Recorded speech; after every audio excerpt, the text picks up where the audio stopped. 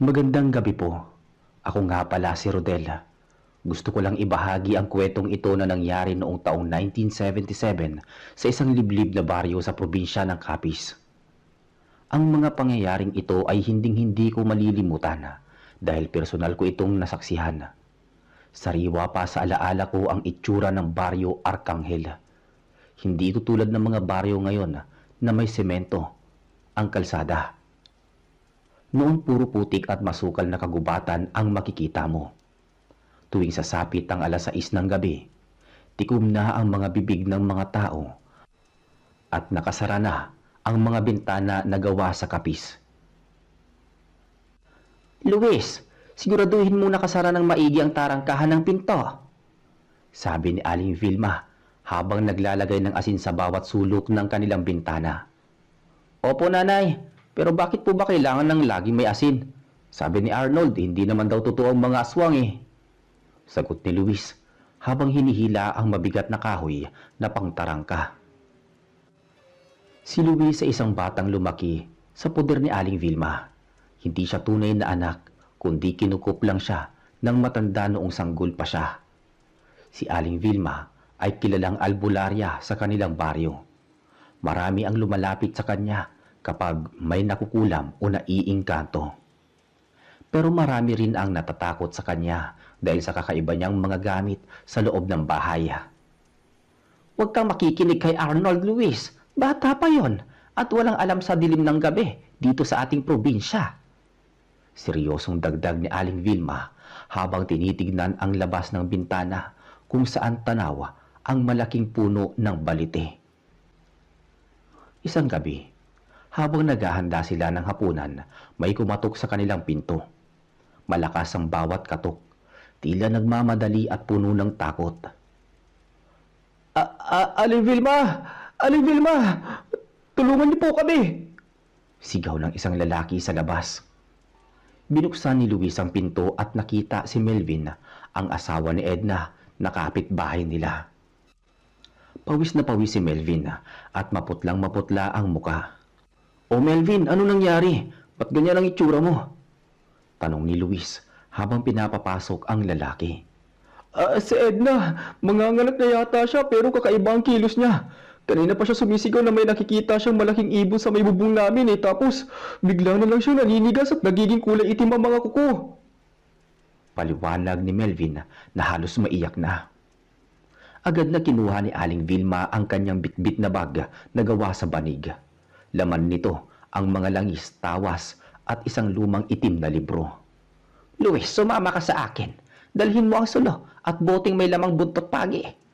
Arnold, bantayan mo ang bahay at wag na wag mong bubuksan ang pinto kahit kanino. Utos ni Aling Vilma. Naglakad sila sa gitna ng kadiliman. Ang tanging liwanag lang nila ay ang sulo na dala ni Luis. Habang naglalakad sa madilim na daan, nakaririnig sila ng kakaibang tunog mula sa taas ng mga puno. Nanay, narinig niyo po ba yun? Mahinang tanong ni Luis habang humihigpit ang hawak na sulo. Huwag kang hihinto, Luis. Ang tiktik na malakas ang tunog ay malayo pa. Pero kapag mahina na ang tunog, ibig sabihin ay nasa malapit lang siya. Sagot ni Aling Vilma habang binibilisan ang lakad. Pagdating nila sa bahay ni Melvin, nadatnan nila si Edna na nakahiga sa papag. Ang laki ng tiyan nito para sa 7 buwang pagbubuntis. Nakakatakot ang itsura ni Edna.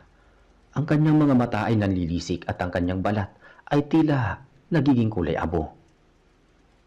Melvin, kumuha ka ng maligamgam na tubig at maraming luya. Luis, ilibot mo ang buntot pagi sa ilalim ng sahig ng bahay na ito. Sigaw ni Aling Vilma habang sinisimulan ang pagbulong ng mga orasyon. Sumunod si Luis. Bumaba siya sa silong ng bahay na gawa sa kawayan. Habang nasa ilalim siya, nakita niya ang isang mahabang bagay na parang sinulid na kulay pula na bumababa mula sa siwang ng kawayan patungo sa tiyan ni Edna sa itaas. Alam ni Luis kung ano yun. Dila ng isang aswang. Luis, nasaan ka na? May nakikita ka ba? Sigaw ni Aling Vilma mula sa taas. Nanay, may dila rito sa ilalim. Sinisipsip ang bata. Sigaw ni Luis habang winawasiwas ang buntot pagi sa pulang sinulid na iyon. Narinig ang isang napakalakas na tili mula sa bubong ng bahay.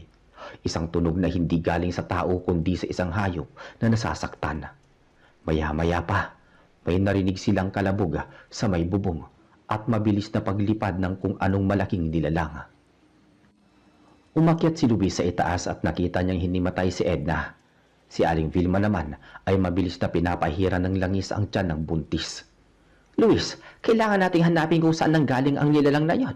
Hindi ito titigil hanggat hindi nakukuha ang nasa loob ng tiyan ni Edna. Sabi ni Aling Vilma habang seryosong nakatingin sa butas ng bubong. Pero nanay, gabi na at delikado sa labas. Baka tambangan tayo.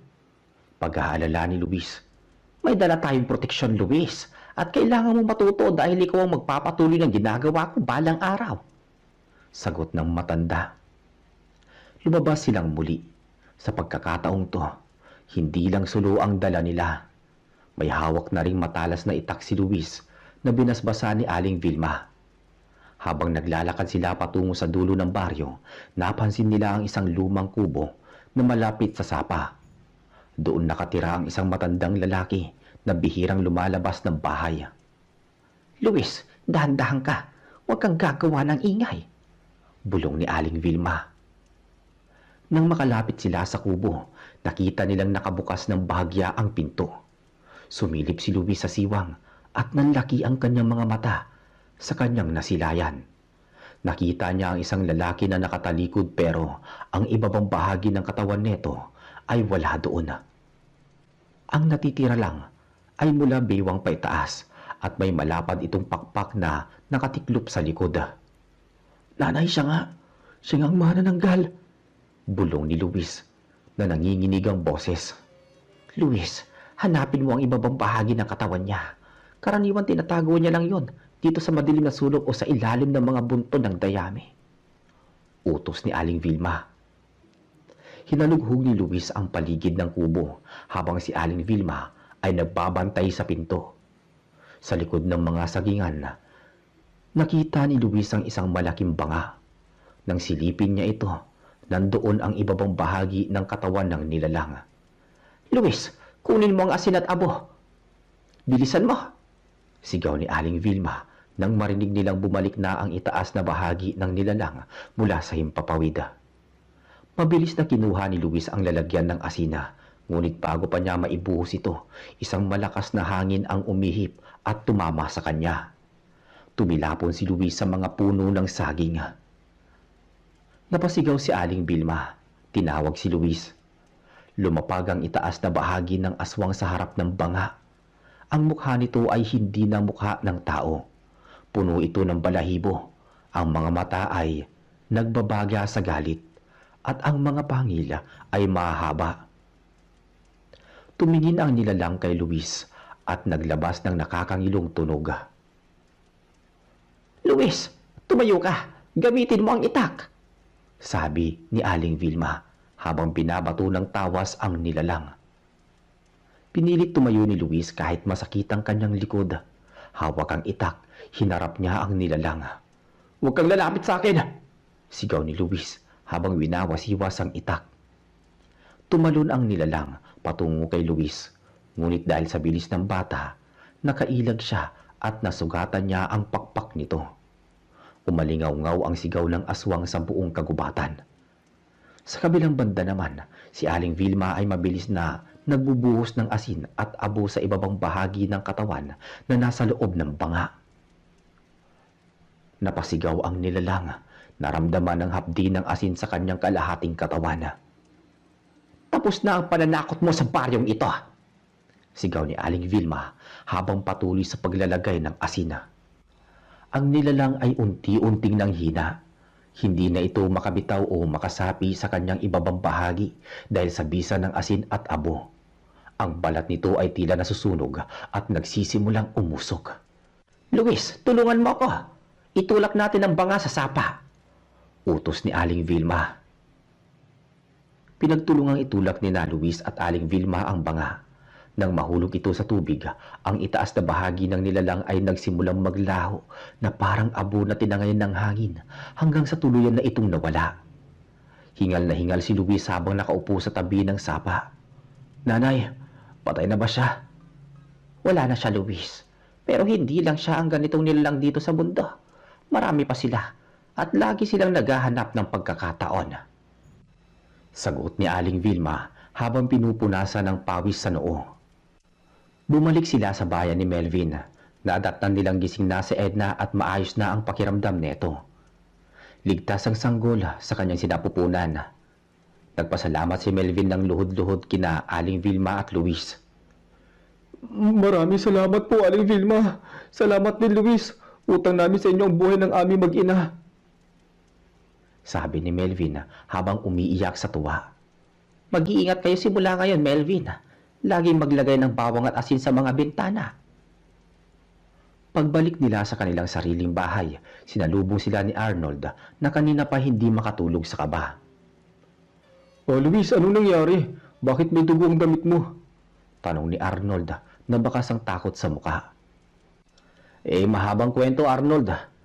Pero ang mahalaga, ligtas na ang lahat sa ngayon.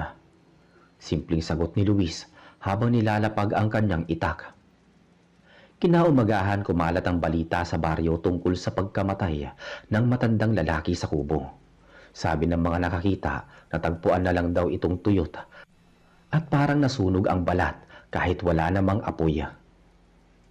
Alam ni na Luis at Aling Vilma ang katotohanan, pero pinili nilang manahimik na lamang. Lumipas ang ilang buwan, naging tahimik ang baryo Arcangel. Ngunit isang hapon, habang si Luis ay kumukuha ng tubig sa balon, may nakita siyang isang batang lalaki na nakatayo sa ilalim ng puno ng nara. Ang bata ay tila hindi taga roon at ang kanyang mga mata ay masyadong itim. Luis, sino ang kausap mo dyan?" Tawag ni Aling Vilma mula sa loob ng bahay. Wala po, nanay. May bata lang po rito." Sagot ni Luis habang nakatingin sa bata. "Pumasok ka na dito, Luis. Papalubog na ang araw." Sabi ni Aling Vilma na may himig ng babala. Nang lumingon si Luis uli sa puno, wala na ang bata. Ngunit sa putikan kung saan ito nakatayo, walang bakas ng paa ng tao kundi bakas ng malaking kuko ng ibon. Simula noon, naramdaman ni Luis na hindi pa tapos ang kanyang misyon. Marami pa siyang dapat matutunan kay Aling Vilma dahil ang kadiliman sa kanilang probinsya ay tila may sariling isip at laging nagmamasid.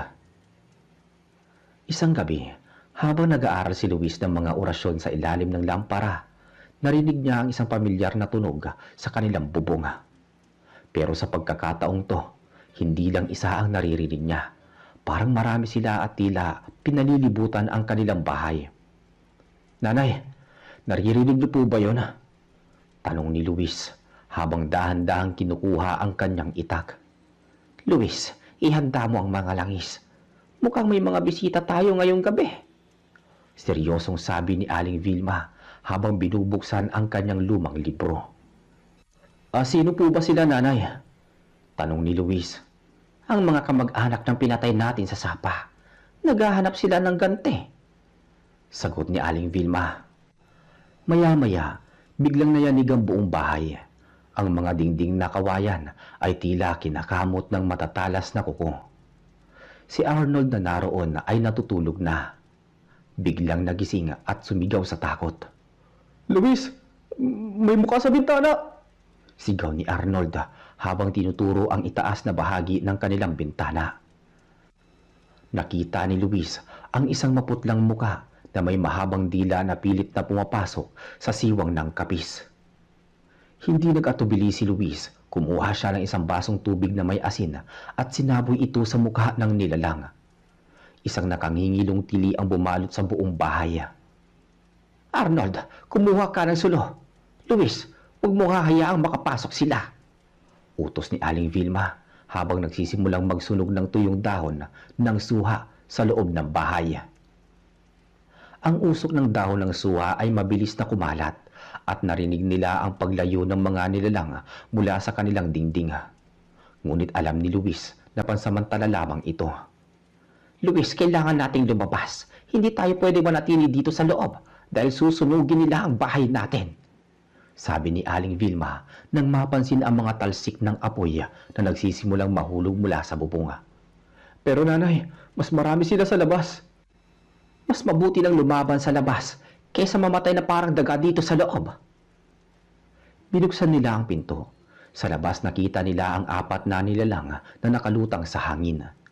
Ang kanilang mga pakpak ay kasing lapad ng kumot at ang kanilang mga mata ay nagniningning sa kadiliman. Luwis, sa kanan ka. Ako ang bahala dito sa gitna. Sigaw ni Aling Vilma. Nagsimula ang bakbakan sa bakuran ni na Aling Vilma. Si Luis ay buong tapang na nakikipagpalitan ng taga sa mga nilalang na sumusugod sa kanya. Kahit sugatan na ang kanyang braso, hindi siya tumigil. Para kay Nanay Vilma! Sigaw ni Luis habang tinatarak ang itak sa isa sa mga nilalang. Habang nagpapatuloy ang labanan, napansin ni Luis na isa sa mga nilalang ay papalapit kay Arnold. Naiwan ito sa may pintuan. Arnold, tumakbo ka! Sigaw ni Luis. Ngunit bago pa makagalaw si Arnold, nahablot na siya ng nilalang at mabilis na pinalipad pa itaas. Luis, tulong! Sigaw ni Arnold habang papalayo sila sa lupa. Napasigaw si Luis at akmang susunod ngunit hinarang siya ng 2 pang aswang. Luis, huwag kang mawawala ng konsentrasyon. Gamitin mo ang orasyon na tinuro ko sa iyo. Paalala ni Aling Vilma habang abala din sa pakikipaglaban sa pinakapinuno ng mga aswang. Ipinikit ni Luis ang kanyang mga mata at binigkas ang mga salitang matagal niya ng kinabisado. Sa ngalan ng proteksyon, ang dilim ay maglalaho. Biglang nagliwanag ang itak ni Luis. Isang puting liwanag ang bumalot sa talim neto. Sa isang malakas na hataw, nahiwa ni Luis ang hangin at isang enerhiya ang tumama sa mga aswang na nasa harap niya. Agad na naging abo ang mga ito. Tumingala si Luis at nakita niyang pababa na ang aswang na may tangay kay Arnold. Tila nawalan ito ng lakas dahil sa liwanag na inilabas ni Luis. Luis, saluhin mo si Arnold! Sigaw ni Aling Vilma. Tumalon si Luis at nasalo niya si Arnold bago pa ito tumama sa matigas na ugat ng puno. Ang aswang naman ay bumagsak sa lupa at agad na tinapos ni Aling Vilma gamit ang kanyang binditadong langis. Nang matapos ang labanan, tanging katahimikan na lang ang namayani sa paligid. Ang abo ng mga nilalang ay tinangay ng hangin. Si Luis, Arnold at Aling Vilma ay nakatayo sa gitna ng bakuran. Nanay, tapos na ba talaga? Tanong ni Luis habang tinutulungang tumayo si Arnold. Sa gabing ito, oo. Pero ang kwento ng mga katulad natin, Luis, ay hindi natatapos hanggat may dilim sa paligid. Sagot ni Aling Vilma habang nakatingin sa papalapit na liwanag ng umaga. Handa na po ako, nanay, kahit ano pang dumating. Determinadong sabi ng binata. Naglakad sila pabalik sa loob ng kanilang bahay na bahagyang nasira ng labanan. Alam ni Luis na simula pa lang ito ng kanyang mahabang paglalakbay bilang tagapangalaga ng kanilang baryo laban sa mga hindi nakikitang panganib. Pagkalipas ng ilang araw, matapos ang madugong gabing yon, tila bumalik sa normal ang buhay sa baryo Arcangel. Pero para kay Luis, alam niyang nagbago na ang lahat.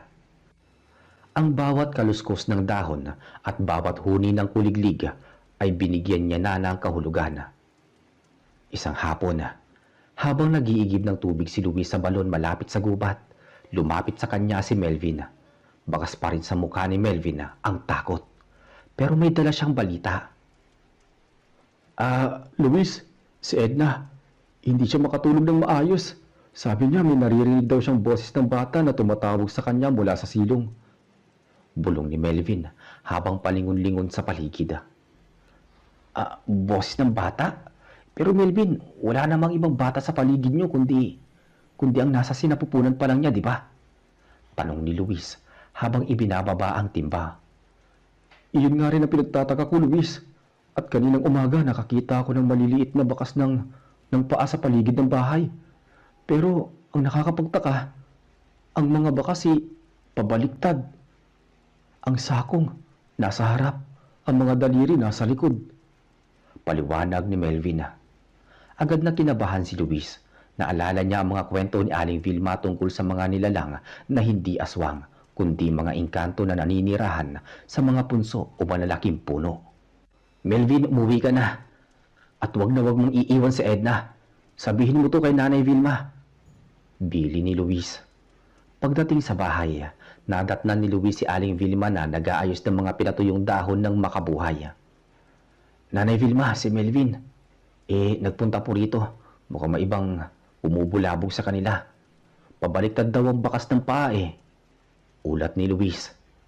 Itinigil ni Aling Vilma ang kanyang ginagawa at tumingin ng seryoso kay Luis. Iyan ay gawain ng isang daligmata o kaya ng isang malignong nagpapalit anyo. Luis, kailangan mo maghanda. Ang mga yan ay hindi nadadaan sa itak o asin lamang. Mas matalino sila kaysa sa mga aswang. Ano pong dapat natin gawin? Tanong ni Luis. Kailangan nating alamin kung ano ang kinuha o nagawa ni na Melvin para magalit ang mga tagalupa. Hindi sila lalapit ng walang dahilan. Sagot ni Aling Vilma. Kinagabihan nagtungo sina Luis at Aling Vilma sa bahay ni na Melvin. Habang naglalakad, napansin ni Luis na masyadong tahimik ang kagubatan. Wala man lang marinig na huni ng ibon o kuliglig. Tanging ang tunog lang ng kanilang mga hakbang ang umiingay. Pagdating sa bahay, nadatnan nila si Edna na nakatulala sa sulok. Ang kanyang mga mata ay tila walang buhay. Edna! Edna! Naririnig mo ba ako? Tawag ni Aling Vilma habang hinahawakan ang noo ng babae. Biglang lumingon si Edna kay Luis. Luis, ang ganda ng kalaro ko. Sabi niya sasama daw siya sa akin kapag lumabas na ang sanggol. Sabi ni Edna sa boses na tila hindi sa kanya. Masyadong matinis at bata ang tono. Melvin, anong ginawa ninyo bago ito nagsimula? Tanong ni Luis. Nag-isip si Melvin. Nung isang araw, nagputol ako ng isang sanga ng matandang puno ng nara sa likod ng bahay para gawing panggatong. Pero nagpasintabi naman ako, Luis. Baka hindi sapat ang pasintabi mo, Melvin. O baka may natamaan kang hindi mo nakikita. Sabi ni Aling Vilma. Biglang yumanig ang sahig ng bahay. Isang malakas na tawa ng bata ang narinig mula sa ilalim ng kawayan. Luis, ang sulo! Sigaw ni Aling Vilma. Kinuha ni Luis ang sulo at tinapat sa mga siwang ng sahig. Doon nakita niya ang isang maliit na nilalang. Maitim ang balat nito, malaki ang tiyan, at ang mga mata ay kasing laki ng piso na kulay dilaw. Nakatingala ito kay Luis habang nakangisi at kitang-kita ang matatalas nitong ngipin. Iyan ang naniningi Luis, ang tagapunso. Bulong ni Aling Vilma. Ibalik ninyo ang kinuha ninyo! Wika ng nilalang. Ang boses nito ay parang kumakalos sa bato. Melvin, nasaan ang mga kahoy na pinutol mo? Tanong ni Luis. Nasa likod, Luis. Nakasalansan pa. Sagot ni Melvin na nanginginig na. Kunin mo yon, lahat at ibalik mo sa paanan ng puno. Bilisan mo. Utos ni Luis. Habang tumatakbo si Melvin palabas, ang nilalang sa silong ay nagsimulang kumamot sa sahig. Ang bawat kamot neto ay tila nagpapasakit sa tiyan ni Edna. Luis, pigilan mo siya. Kapag hindi tumigil yan, mawawala ang bata sa sinapupunan ni Edna. Sigaw ni Aling Vilma habang nagbubuhos ng binditadong langis sa may sahig. Tumalon si Luis pababa ng bahay. Hinarap niya ang maliit na nilalang sa silong. Umalis ka rito! Ibabalik na ang kinuha sa inyo. Tumalon ang nilalang patungo kay Luis. Kahit maliit, napakabilis neto. Nakalmot nito ang binti ni Luis bago pa siya nakailag. Ang kalmot ay agad na nangitim at nakaramdam si Luis ng matinding hapdi na tila binuhusan ng asido. Luis, gamitin mo ang luya at asin! Sigaw ni Aling Vilma. Dinukot ni Luis ang luya sa kanyang bulsa. Mabilis itong kinagat at dinura sa direksyon ng nilalang. Pagdapo ng dura sa balat ng maligno, umusok ito at sumigaw ang nilalang sa sobrang sakit. Araya, masakit! Hindi Hindi kayo marunong rumespeto. Sagot ng maligno. Kayong mga tagalupa ang hindi marunong magpatawad. Nagkamali lang ang tao. Ganti ni Luis habang winawasiwas ang kanyang sulo. Sa labas, narinig ni Luis ang sigaw ni Melvin. Naibalik ko na! Naibalik ko na ang lahat ng kahoy na kinuha ko! Sigaw ni Melvin. Kasabay nito, biglang tumigil ang nilalang sa silong. Tumingin ito ng masama kay Luis. Sa susunod, hindi lang kahoy ang kukunin ko. Tandaan mo yan, batang kinupkop. Biglang naglaho ang nilalang na parang usok sa hangin. Hingal na hingal si Luis habang pilit na tumatayo. Umakyat siya sa taas at nakita niyang bumalik ang malay ni Edna. Ang kulay ng kanyang balat ay bumalik sa dati at himala ring nawala ang paninigas ng kanyang tiyan. Luis, ayos ka lang ba? Tanong ni Aling Vilma. Masakit po nanay pero kaya po naman. Sagot ni Luis.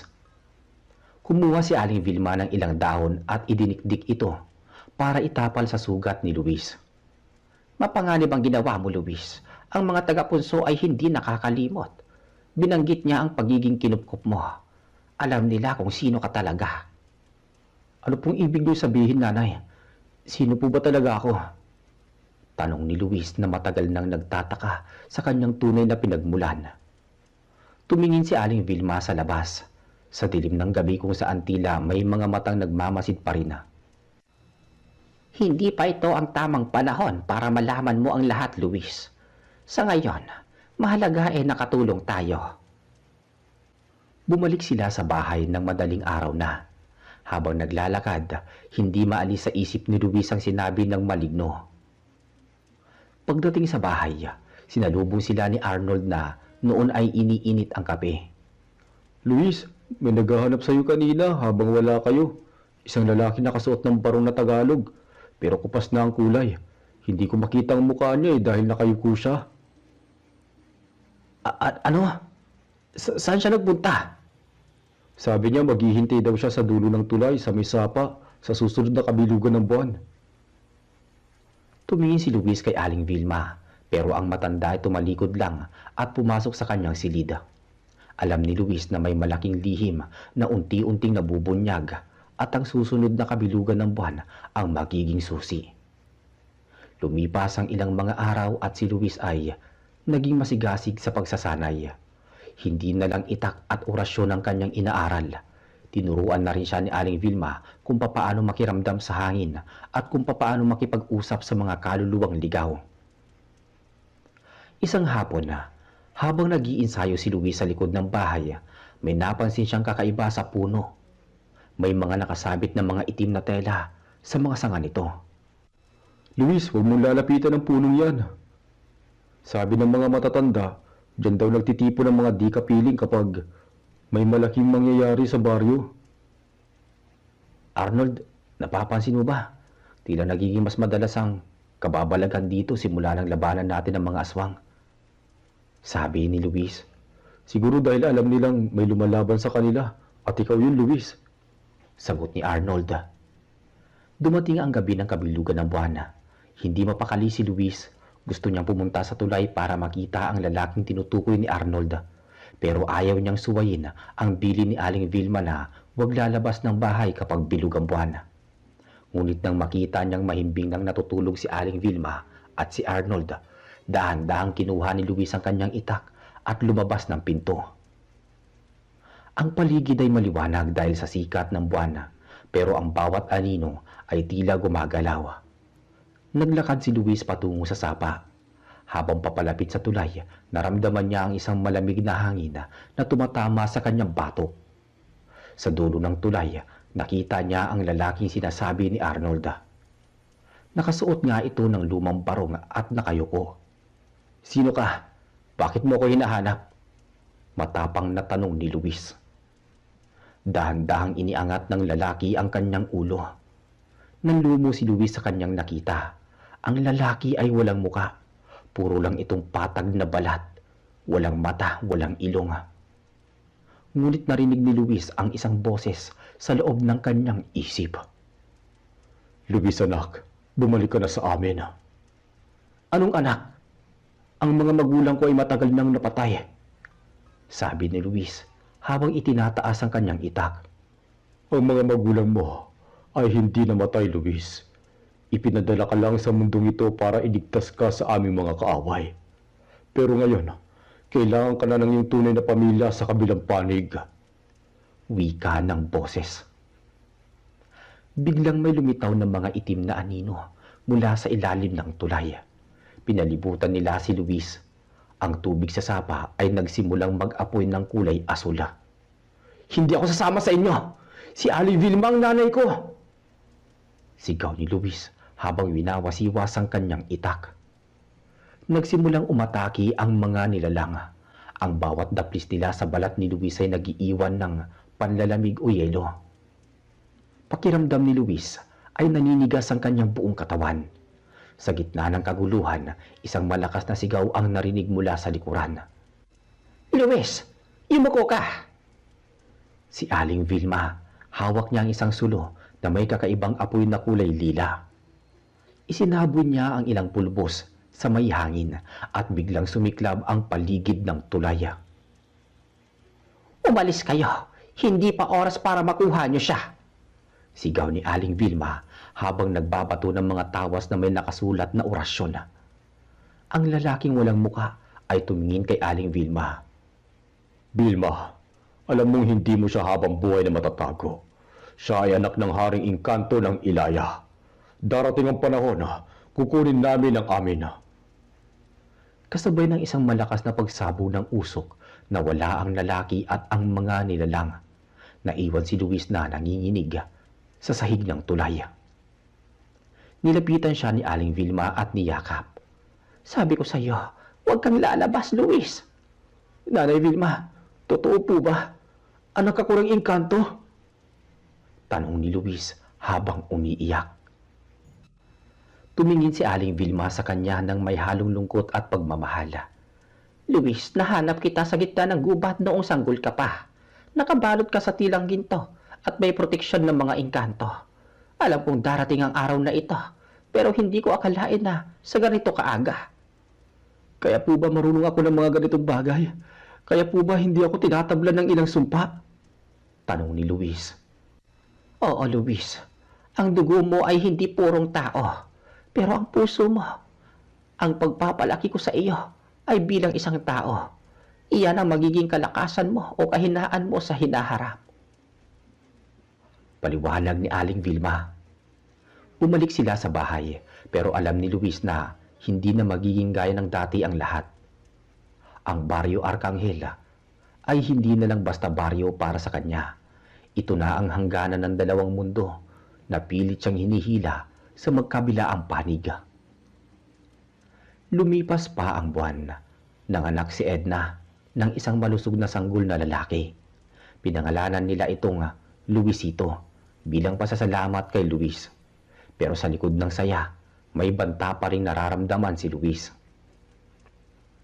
Isang araw habang naglalakad si Luis sa palengke ng bayan, may napansin siyang kakaibang mga tao. Nakasuot sila ng mga itim na kapa at hindi sila nagsasalita. Saan man sila magpunta, namamatay ang mga pananim at nagkakasakit ang mga hayop. Luis, nakikita mo ba yun? Sabi ni Itay, sila daw ang mga sundo ng dilim. Galing daw sila sa kabilang bundok. Nararamdaman ko sila, Arnold. Hindi sila galing dito. Sabi ni Luis habang hinihigpitan ng hawak sa kanyang bag na may lamang mga gamot at proteksyon. Nang gabing yun, isang malakas na bagyo ang tumama sa baryo. Pero hindi ito ordinaryong bagyo. Ang ulan ay kulay pula at ang hangin ay amoy na bubulok na karne. Luis, Arnold, pumasok kayo sa loob ng bilog.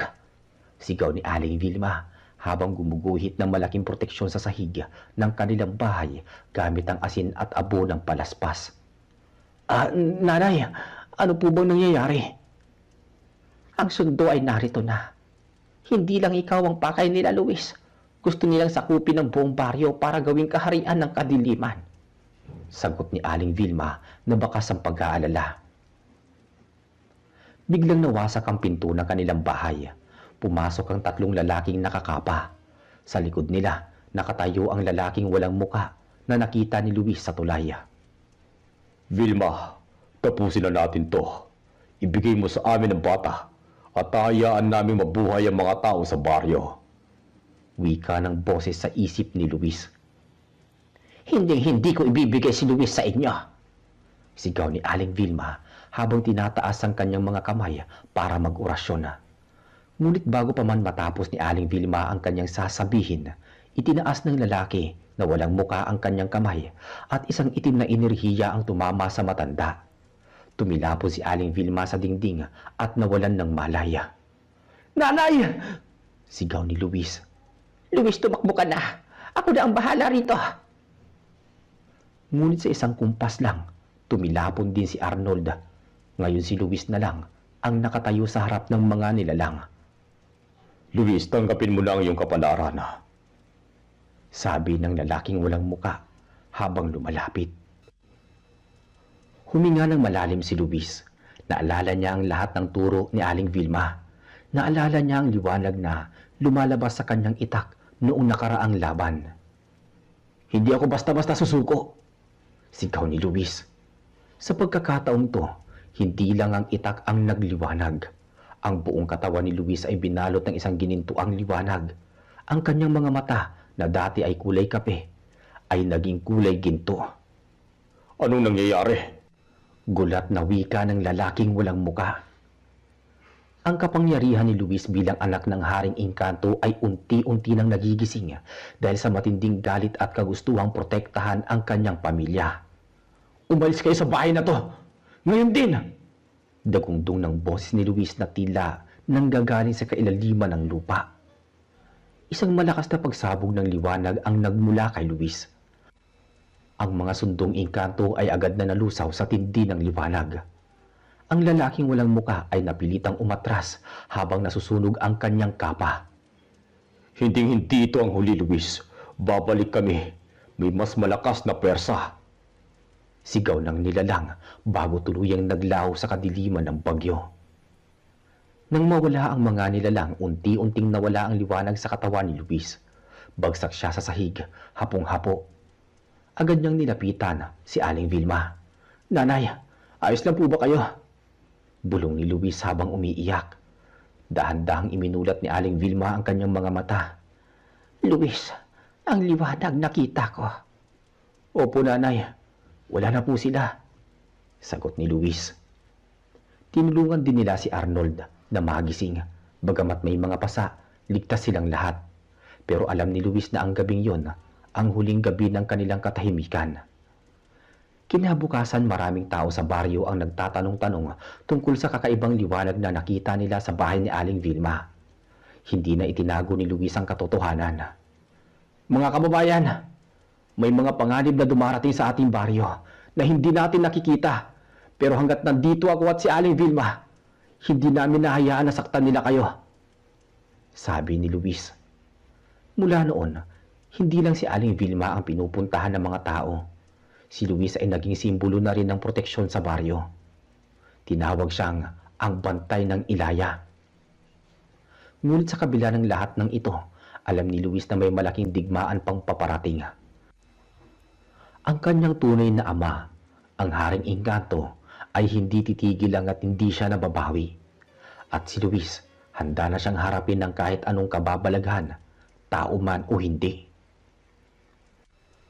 Matapos ang gabing yon ng pagsabog ng liwanag, hindi na naging pareho ang pagtingin ng tao sa Baryo Arcangel kay Luis. May halong paggalang at takot ang bawat titig na ipinupukol sa kanya. Si Aling Vilma naman ay unti-unti nang nangihina. Ang matanda ay tila nauubusan na ng lakas dahil sa huling sagupaan nila sa mga sundo ng kadiliman. Isang hapon na, habang nakaupo si Luis sa tabi ng higaan ni Aling Vilma, hinawakan ng matanda ang kanyang kamay. Luis, anak, nararamdaman ko na ang tawag ng lupa. Hindi ko na kayang itago ang iyong tunay na ningning. Mahinang sabi ni Aling Vilma habang pilit na ngumingiti. Nanay Vilma, huwag po kayo magsalita ng ganyan. Marami pa po kayo tinuturo sa akin. Sagot ni Luis habang pinipigilan ang pagtulo ng kanyang luha. Naituro ko na lahat sa iyo ng mahalaga, Luis. ang pagpili na maging mabuti sa gitna ng kadiliman. Kahit na may dugo kang engkanto, ang pagkatao mo ay nagpapatakbo sa iyong puso. Bilin ni Aling Vilma. Kinagabihan habang binabantayan ni na Arnold at Luis ang matanda, biglang umihip ang isang napakalamig na hangin sa loob ng bahay. Hindi ito ang hangin na presensya ng mga aswanga. Ito ay mabango, amoy sampagita at basang lupa. Lumitaw sa gitna ng silid ang isang matangkad na lalaki. Wala na itong kapa at sa pagkakataong to, meron na itong muka. Isang mukhang kamukha ni Luis. Ngunit may mga matang kulay pilak. Sino ka? Tanong ni Arnold habang pilit na tumatayo para protektahan ang kanyang mga kaibigan. Ako ang Haring Malaya ng Ilaya. Naparito ako para hindi sa digmaan, kundi para sa aking anak. Wika ng hari. Tumingin si Luis sa kanyang ama. Hindi ako sasama sa inyo kung sasaktan mo ang mga tao rito, lalo na si Nanay Vilma. Ngumiti ang hari, isang ngiting puno ng lungkot. Alam ko, Luis, hindi ako naparito para sa digmaan. Naparito ako para bigyan ng kapayapaan ng babae nag-aruga sa aking anak nung hindi ko maagawa dahil sa sumpa ng aming kaharian. Wika ng hari. Lumapit ang hari kay Aling Vilma at ipinatong ang kanyang kamay sa noo ng matanda. Isang malambot na liwanag ang lumabas at sa isang iglap, ang kulubot na balat ni Aling Vilma ay tila kuminis. At ang kanyang paghinga ay biglang naging panatag. Luis, ang buhay niya ay dugtong sa aking kapangyarihan. Hindi na siya magdurusa sa sakit, pero darating ang panahon na kailangan mo ring bumisita sa Ilaya para tanggapin ang iyong korona.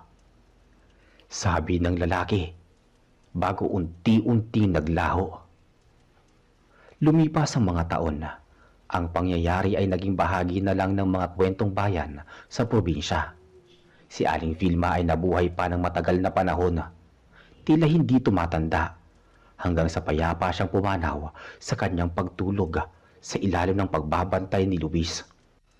Si Arnold naman ay naging katuwang ni Luis sa pagpapanatili ng katahimikan sa Baryo Arcangel. Sila ang naging takbuhan ng mga tao kapag may mga hindi mapaliwanag na pangyayari sa bukid o sa gubat. Si Luis, ang batang kinukup ng matandang albularyo, ay nanatili sa baryo. Bagamat alam niyang may trono siyang hinihintay sa kabilang mundo, mas pinili niyang maging tao. Tuwing kabilugan ng buwan, makikita si Luis na nakatayo sa tulay ng sapa. Tinitignan ang kanyang anino sa tubig. Isang aninong may pakpak at korona. Ngunit ang mga kamay ay puno ng kalyo mula sa paggawa ng mabuti sa kanyang kapwa mortal. Dito nagtatapos ang kwento ni Luis, ang tagapagtanggol ng Baryo Arcangel, na nagpatunay na ang tunay na lakas ay wala sa dugo, kundi sa pagmamahal ng mga taong nagpalaki sa iyo. Maraming salamat sa pakikinig. Hanggang sa muli.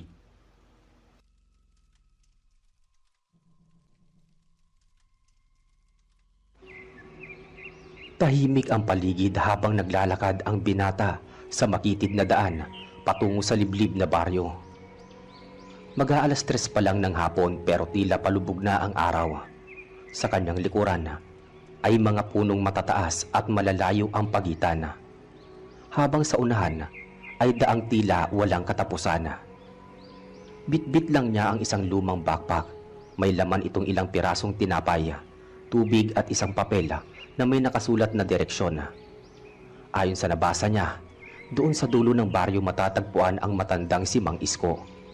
Isang taong kilala sa lugar, ngunit matagal nang hindi nakikita ng karamihan. Sa bawat hakbang, napapansin niyang pabigat ng pabigat ang hangin. Hindi dahil sa pagod, kundi parang may bumabalot na bigat sa paligid. Ang mga dahon ay tila walang sigla. Kahit may hangin, hindi ito gumagalaw. Minsan ay parang may mga matang nakamasid mula sa kakahuyan, pero paglingon niya, wala naman. Nagsimulang maging madilim ang langit kahit wala pang ulan. Nag-iba din ang tunog ng paligid. Ang mga huni ng ibon ay nawala at napalitan ng mahinang ugong na hindi niya mapaliwanag.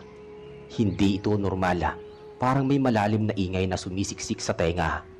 Mahina pero nakakapagtayo ng balahibo.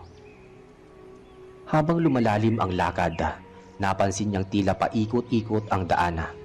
Umabalik siya sa parehong lugar kahit diretso lang siya. Isa, dalawang beses niyang nakita ang isang punong kahoy na may malaking hiwa sa katawan. Pamilyar. Imposibleng magkamali siya ng daan, pero parang niluloko siya ng paligid. Ang mga puno sa gilid ay unti-unting nagbabago ng itsura. Dati mayayabong, ngayon tuyot at parang sunog ang ilang sanga. Ang lupa ay nagiging maputik at may bahagi pa ito may bahid ng kulay pula. Hindi niya alam kung putik ba iyon o dugo na. Ngunit ayaw niyang isipin pa. Nagpatuloy lang siya sa paglalakad. Sa di kalayuan, napansin niya ang isang anyo, isang lalaki na nakatayo sa gilid ng daan. Hindi gumagalaw, hindi lumalapit, ngunit naroon lang ito, tila hinihintay siya. Hindi niya pinansin pero ramdam niyang sinusundan siya nito sa di kalayuan. Hindi siya tumigil, hindi rin siya tumakbo. Pero sa puso niya, nagsimula ng tumibok ang kaba. Hindi ito simpleng lakad, hindi ito ordinaryong biyahe. At sa bawat hakbang, pakiramdam niya ay palapit siya sa isang bagay na hindi niya maaaring balikan. Sa paglalakad ng binata, napansin niya mas nagiging kakaiba ang kapaligiran. Ang mga puno ay mas naging baluktot, ang mga sangaya parang may kamay na gustong humawak. May bahagi ng daan na naglalagaslas na dahon kahit walang hangin, at ang ilang dahon ay may kulay kalawang na parang pinatuyo ng dugo. Sa gilid ng daan, may mga aninong mabilis na dumadaan. Minsan ay sa kanan, minsan ay sa kaliwa. Hindi ito lubos na nakikita, pero nararamdaman niya ang presensya. Tila ba hindi siya nag-iisa? Ramdam niyang may sumusunod, nanunood at naghihintay. Nang huminto siya saglit para uminom ng tubig, napansin niya ang boteng parang lumalamig ng sobra. Hindi malamig na normal, kundi malamig na parang may yelo sa loob. Kahit hindi naman ito nilagay sa ref. Pagbalik ng tingin niya sa paligid, mas naging tahimik ang paligid. Walang kahit anong tunog, kahit sariling yabag ay tila nawawala sa pandinig. Napansin niyang may nagbago sa daan. Ang lupa na dati buhangin ay naging parang itim na abo. Kapag tinatapakan niya, may mahinang tunog ng pagdurog, tulad ng pag-apak sa tuyong buto. May amoy na rin sa hangin, hindi mabaho pero masangsang, parang sunog na balat. Maya-maya pa, muling sumulpot sa di kalayuan ang lalaking nakita niya kanina. Nakatayo lang ulit sa gilid ng daan.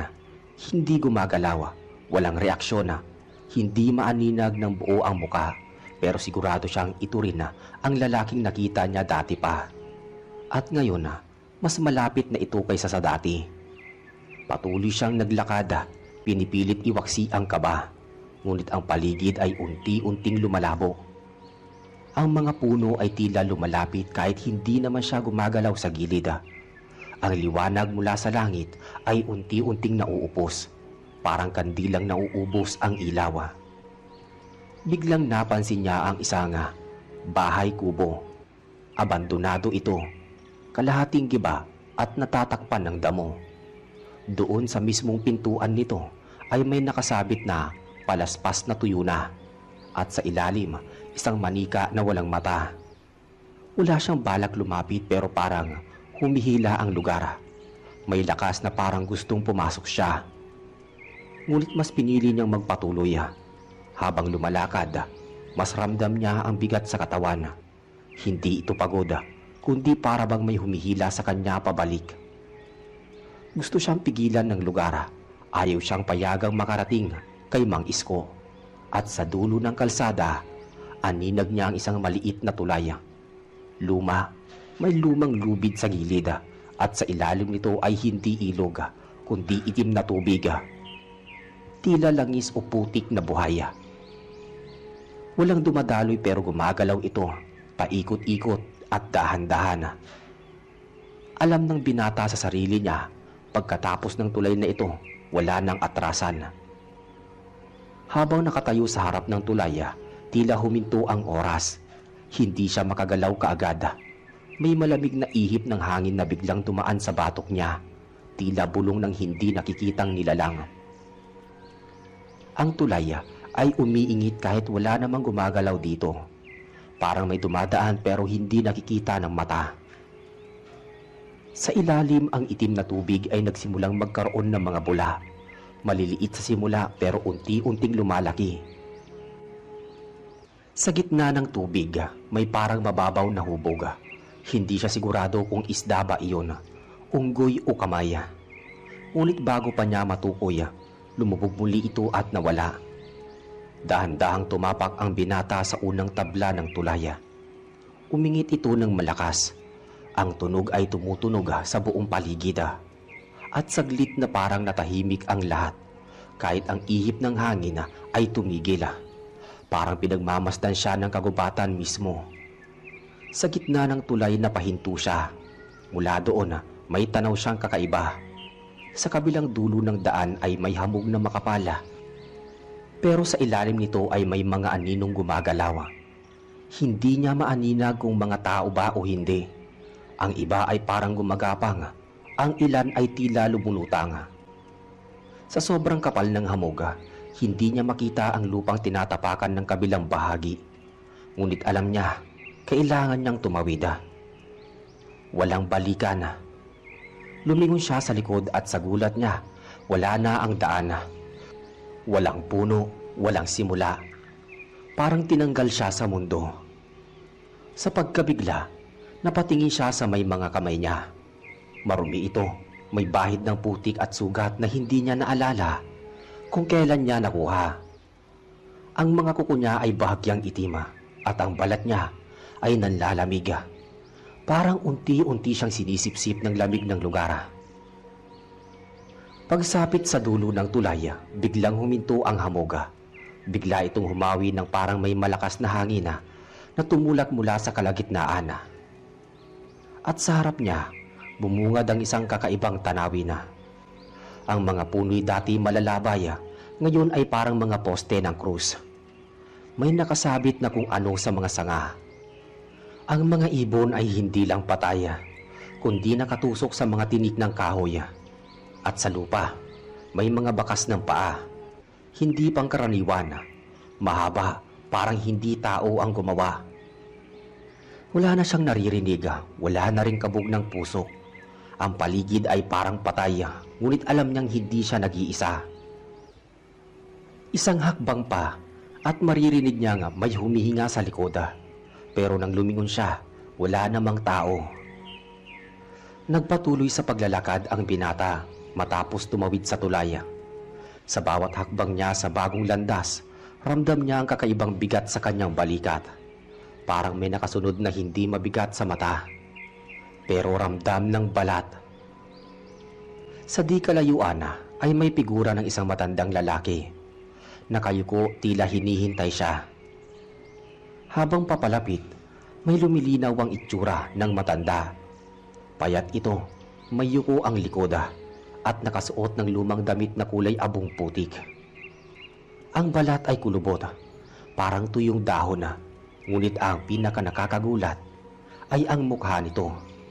Maputla, halos kulay abo, at ang mga mata mapurola, walang kinanga. Tila pamilyar ang figura. Alam niyang ito si Mang Isko, pero may mali. Habang papalapit, biglang may malamig na hangin na dumaan sa pagitan nila. Sa isang iglap, nagbago ang paligid. Ang mga puno sa likod ng matanda ay tila naging mga anino. Ang lupa ay unti-unting nagkaroon ng lamat, parang binuka ng hindi nakikitang puwersa. Sa kanyang paningin, unti-unting nagbago ang anyo ni Mang Isko. Hindi biglaan, kundi mabagal at nakakakilabot. Ang balat ng matanda ay tila unti-unting natutuklap at sa ilalim nito ay hindi laman, kundi parang abo. Ang mga mata nito ay lumalima at ang bibig ay bahagyang nakangiti na parang may itinatagong sikreto. Hindi pa rin nagsasalita si Mang Isko, ngunit tila ba nakakapagsalita ang presensya niya. Sa katahimikan ng paligid parang sumisigaw ang mga aninong pumapaligid. Mula sa lupa, may mga kamay na unti-unting lumilitaw. Hindi para humatak, kundi para sumaksi. Ang binata ay napahinto. Tila nalilito ang kanyang utak. Hindi niya na alam kung gising pa ba siya o nananaginip. Ngunit alam niya sa kanyang sarili, may hindi totoo, may hindi tama. At doon sa pinakagitna ng kagubatan, sa gitna ng katahimikan at kadiliman, unti-unting dumapo sa kanya ang katotohanan. Si Mang Isko ay matagal nang patay. At mula kanina, mula pa sa simula ng kanyang biyahe, hindi niya alam na multo na pala ang kasama niya. Lumingon siya sa likod. Ang daan pabalik ay wala na. Wala na rin ang liwanag ng langit. Ang mga puno'y dati ay tuyo. Ngayon ay may mga nakasabit na katawan, nakabaliktad, nakabigti. May mga mata na nakatitig sa kanya kahit wala ng buhay. Sa gilid ng kanyang paningin ay gumalaw ang mga aninong mabagal ang galaw. Lumapit, walang tunog. Ang lupa ay nagsimulang umalog. Hindi malakas pero sapat para mabasag ang kaba sa kanyang dibdib. Maya-maya pa, biglang nagdilim ang paligid. Hindi dahil sa gabi kundi parang tinakpan ng isang malaking anino ang buong kagubatan. At sa harap niya, si Mang Isko ay nawala na. Naiwan lang ang kanyang sombrero at isang papel na may sulat na hindi niya maalala kung siya ba ang nagsulat. Ngunit sa sandaling yun, alam niyang hindi na siya bisita sa lugar na ito. Isa na rin siya sa kanila. Nilingon niya muli ang lugar kung saan nakita ang matanda. Wala na ito. Naiwan lamang ang sombrerong yari sa anahaw at ang papel na parang sinadyang iwan para sa kanya. Maalikabok ang papel at bahagyang basa ng dugo ang sulok. Dahan-dahan niya itong pinulot. Sa papel ay may sulat kamay na nanginginig ang letra. Hindi niya matukoy kung sulat ba ng matanda o kanya mismo. Iisa lamang ang nakasulat. Walang nakakauwi. Lahat ay saksi. Isa ka na sa amin. Bumilis ang tibok ng puso niya matapos mabasa ang sulat. Tumakbo ang isip niya sa bawat pangyayari. Ang aninong sumusunod sa kanya. Ang paulit-ulit na daang parang umiikot. Ang paglalim ng katahimikan at ang tulay na wala ng daan. Pabalik. Lahat ay may dahilan. Lahat ay parte ng isang bagay na mas malaki pa sa kanyang pangunawa. Lumingon siya sa paligid. Ang mga punong kahoy ay mas naging madilima. Ang mga anino ay mas naging matalas. Ang mga dahon sa lupa ay hindi na ordinaryo. Ang iba ay may mantsa ng dugo. Ang ilan ay may mukha ng mga taong parang sumisigaw. Nakaimbak ang huling emosyon ng takot sa kanilang mga mata. Biglang lumamig ang hangin. Sa harapan niya, isang nilalang ang lumitaw. Hindi na si Mang Isko. Isang figurang sobrang payat, nakasuot ng itima at may mahabang buhok na tumatakip sa muka. Hindi ito gumagalaw, hindi ito nagsasalita. Pero ramdam niyang iyon ang pinagmulan ng lahat ng kasamaan sa lugar na ito. Sa gilid ng nilalang, may mga aninong dumudungaw. Mula sa mga puno, ang kanilang mga mata ay kulay pula. Walang iris, puro galit. Hindi sila gumagalaw pero alam niyang pinapanood siya. Sinusukat, tila naghihintay kung kailan siya bibigay. Ang lupa ay muling umalog. Mula sa likod ng kanyang tinatahak, lumitaw ang mga bangkay. Hindi ito karaniwang patay. Ang kanilang balat ay wala na at ang laman ay parang niluto sa apoy. Hindi sila galit, hindi sila gutom, pero alam niya nga may kailangan sila sa kanya. Isang bahagi niya ang nawawala at ang gusto nila itong kunin. Hindi na siya makatakbo, hindi na rin siya makasigaw. Ang katawan niya ay nanigas. Hindi dahil sa takot, kundi parang unti-unti na siyang sinusuka ng mundong ito bilang isang buhay. Dahan-dahan niyang naramdaman na may humahawak sa kanyang batok. Malamig, madulas at parang walang balat. Napapikit siya, ngunit nang idilat niya muli ang mata, nasa ibang lugar na siya. Isang lugar na puno ng kandila, mga pader na gawa sa buto, lupaing basa ng dugo, at sa gitna ng lahat ng ito, isang altar na yari sa kalansay. Nakatayo sa ibabaw si Mang Isko. Buo, buhay pero hindi tao. Ang kanyang muka ay walang emosyon.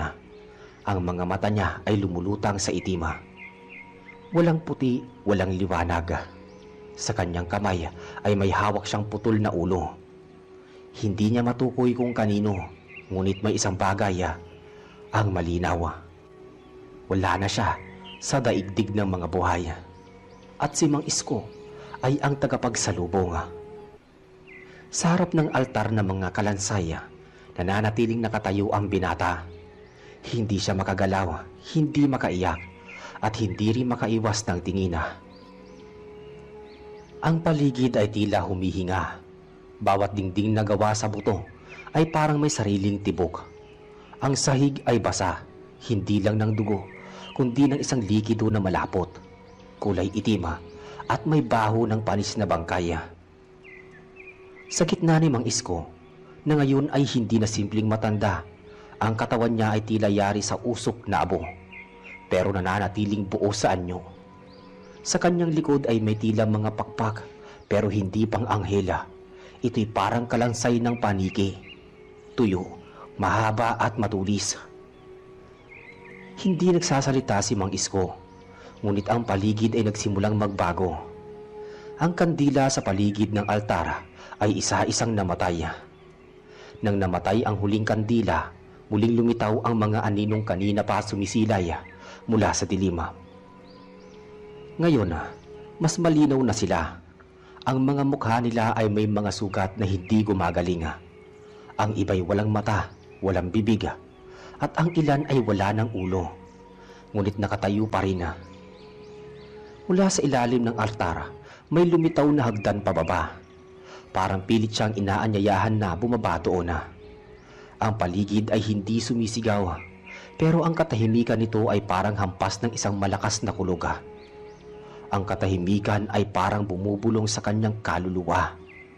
At sinasabi nga, wala ka nang babalikan. Wala siyang pagpipilian kundi lumakad. Bawat yapak niya pababa sa hagdan ay may tunog ng pagdaing. Parang ang mismong bato ay sumisigaw sa bigat ng kanyang presensya. Hindi pa siya nakakarating sa pinakailalim, ngunit ramdam niya ang lugar ay hindi lang basta libingan. Ito ay taguan ng mga kaluluwang hindi matahimik. Sa pinakailalim ng hagdan, bumungad ang isang malawak na kuweba. Dito ang mga dingding ay may mga nakasulat na mga pangalan. Ilan sa mga pangalang iyon ay pamilyar. Apelyedo nila. Apelyedo ng kanyang mga ninuno. May mga petsa at sa tabi ng iba ay may ukit ng hugis mata. Lahat nakatingin sa kanya. Sa gitna ng kuweba, may isang hukay. Malalim, itim at walang katapusan. Sa paligid nito ay may mga nilalang na nakaluhod. Parang dating tao. Ngayon ay hindi na. Wala silang balat, puro ugat. Nakatungo sila, pero ang mga likod ay may mga nakaukit na mga mata. Tumitibok ng malakas ang puso ng binata. Doon niya naalala, kanina sa papela, may nakasulat. Lahat ay saksi. Isa ka na sa amin. Ngayon niya lang naintindihan, hindi siya naglalakbay papunta kay Mang Isko. Siya ang papalit sa kanya. Siya ang bagong tagapagsalubong ng mga kaluluwang ligaw. Sa likuran niya, unti-unting nagsimula ang pagsara ng kuweba. Ang liwanag mula sa daan palabas ay naglaho. Ang huling tanaw niya ay ang sombrero ni Mang Isko, nakapatong sa bato.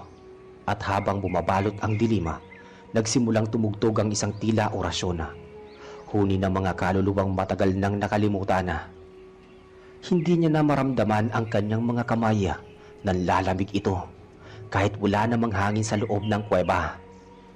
Pakiramdam niya ang kanyang katawan ay unti-unting hinihigop ng kung anong puwersa mula sa hukay. Parang may mabigat na lubid na hindi nakikita.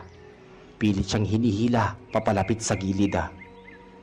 Pilit niyang nilabanan, ngunit sa tuwing aatras siya, may mga matang sumisilip mula sa dilim.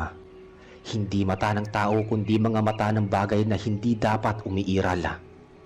Pula ang mga ito, ngunit parang may mga lumulutang na usok mula dito. Galit ang mga matang iyon at gutom. Sa gilid ng hukay, may nakapatong na lumang libro.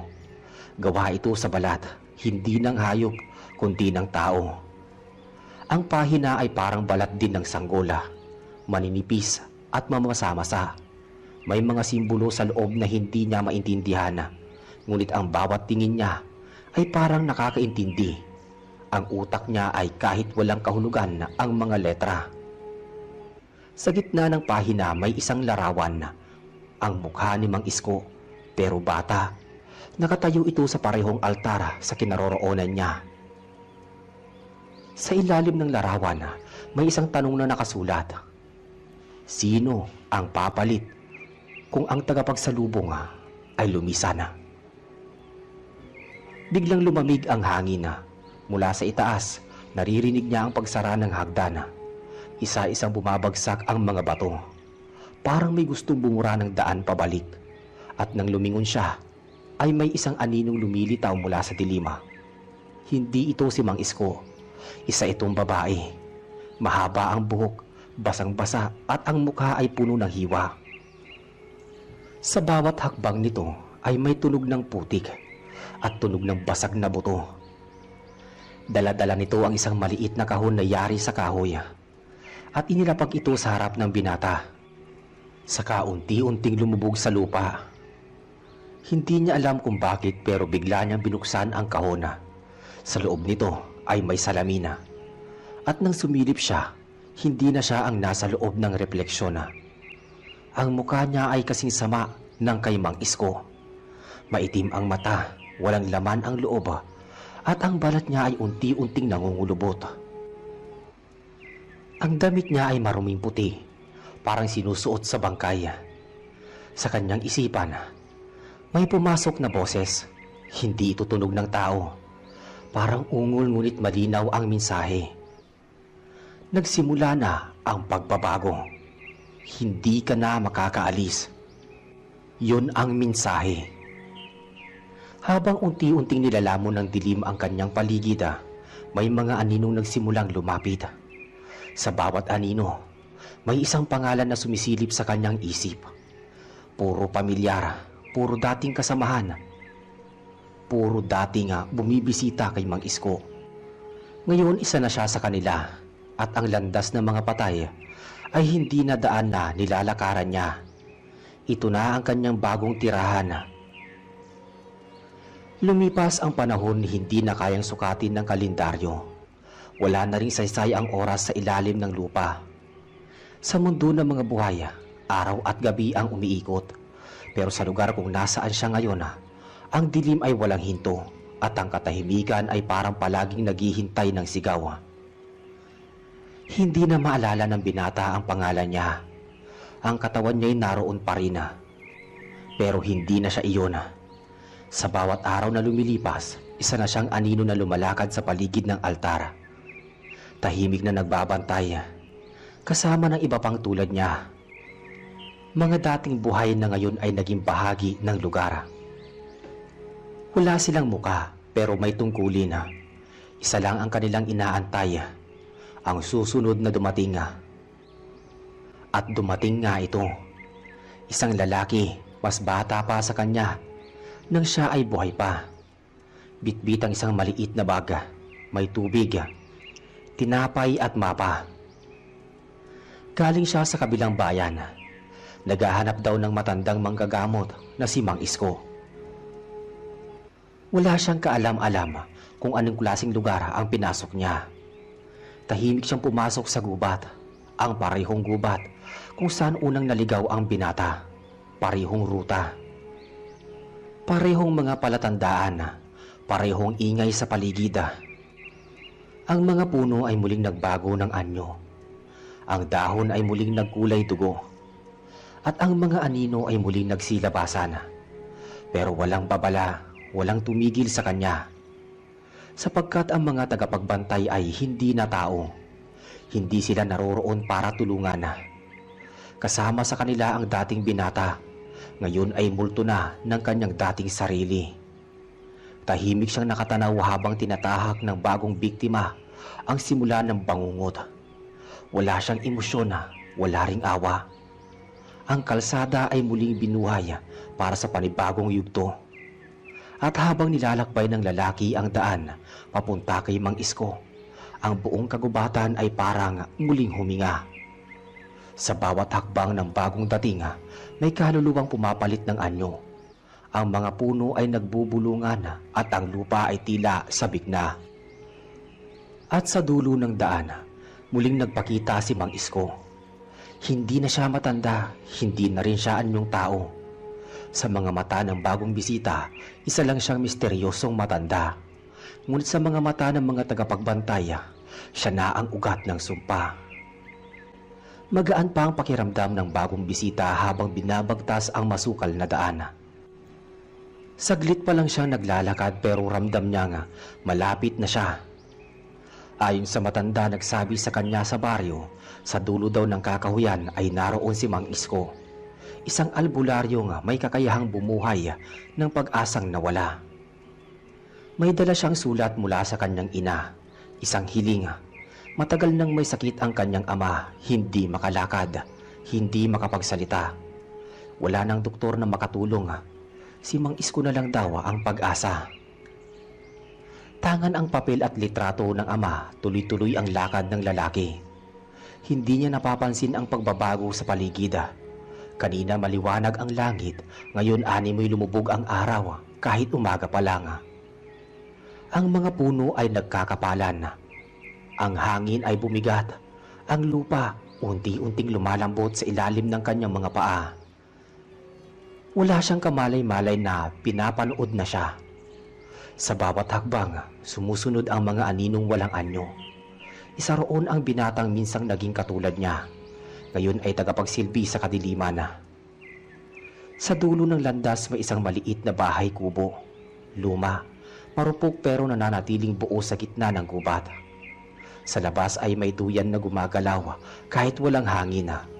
Sa tabi nito isang lalaking nakasuot ng barong Tagalog na kupas. Nakaupo sa bangkito. Ito na si Mang Isko. Walang usapan, walang palitan ng salita. Ngunit sapat na ang titig ni Mang Isko para sumunod sa loob ang bagong bisita. Sa loob ng kubo may mga boteng may lamang likido. Pula, berde, itim. May mga tuyong halaman na nakasabit sa kisame. Sa gitna ng sahiga, may bilog na iginuhit gamit ang abo. May mga simbolo sa loob nito. Hindi niya maintindihan pero parang gumagalaw ang mga guhit kahit wala namang hangin na. Pinatayo siya ni Mang Isko sa loob ng biloga. Ang pakiramdam niya ay parang biglang bumagal ang oras. Ang ingay ng kuliglig sa labas ay unti-unting nawala. Ang paligid ay tila nilamon ng isang walang hanggang katahimikan. Nang tumingin siya kay Mang Isko, ibang mukha ang nakita niya. Wala na ang matanda. Ang nakatayo sa harapan niya ay isang nilalang na mahirap ilarawan. Tila usok, tila bangkay, tila halimaw. Sa sandaling iyon gusto niyang tumakbo pero hindi na siya makagalaw. Nagsimulang umikot ang paligid. Ang mga boteng nakasabit ay nagtilamsikan ng dugo. Ang mga halaman ay nabubulok sa harapan ng kanyang mata. Mula sa kisame, bumagsak ang mga piraso ng laman, parang bahagi ng katawan ng mga nauna. Isang bulong ang pumasok sa kanyang isip. Ikaw ang napili. Isa ka na sa amin. Sinubukan niyang sumigaw. Walang lumalabas. Sinubukan niyang umiyak. Wala nang luha. At sa kanyang huling tanaw, nakita niya ang refleksyon niya sa isang nabasag na bote. Wala na siyang mata. Puno ng itim ang kanyang bibig. Ang balat niya ay kasing puti ng abo. Hindi na siya ang sarili niya. At sa labas ng kubo, ang gubat ay muling tumahimik. Wala nang daang palabas. Ang duyan ay muling gumalaw. Lumipas ang ilang linggo. Sa mga baryo malapit sa gubat, may kumakalat na balita. Wala na raw makakita sa binatang umalis para hanapin si Mang Isko. Hindi na rin bumalik ang messenger na sinabing muling nakita nga may hawak ng sulat mula sa kanyang ina. May mga nagtangkang sumunod na parehong daan, pero lahat sila'y nawawala bago pa makalampas sa unang liko ng kagubatan. Sa tuwing susubukan ng mga taga-baryo na pasukin ito, may naririnig silang tila pag-iyak. Minsan tinig ng pamilyar na boses, minsan tunog ng duyan na marahang umiindayog sa kalagitnaan ng kawalan. Sa likod ng dilim, sa puso ng gubat, naroon pa rin ang kubo. Buhay pa ito ngunit hindi katulad ng dati. Ang pinto ay palagi nakabukas. Sa loob walang laman kundi kadiliman. Sa tuwing may dadaan, tila humihinga ang paligid. Parang nag-aanyaya. At sa duyan nakaupo ang isang bagong anyo. Hindi si Mang Isko. Hindi na rin ang binatang unang naligaw. Isa na namang nilalang, bagong katawan, bagong multo, bagong tagapagbantay ng daan. Sa ilalim ng kubo sa mismong lupa, may isang bagay na patuloy na gumagalaw. Isang kaluluwang hindi matahimik. Hindi siya makalis, hindi rin siya makaiyak. Dahil sa lugar na ito, ang kaluluwa mo'y kinakain ng lupa. Habang ang katawan mo'y nagiging paanyaya sa susunod na biktima. Ang gubat ay walang simula, walang wakas. Ang sumpa ni Mang Isko ay hindi sumpang pwedeng putulin. Ito'y isang biyahe na walang balikan. At habang may naniniwala na may milagro sa kanyang pangalan, mananatili ang daan na nakabukas. Mananatili ang duyan na gumagalaw. Mananatili ang mga matang nanunood mula sa dilima. Dahil sa dulo ng lahat ng ito, wala nang Mang Isko. Ikaw na ang papalit.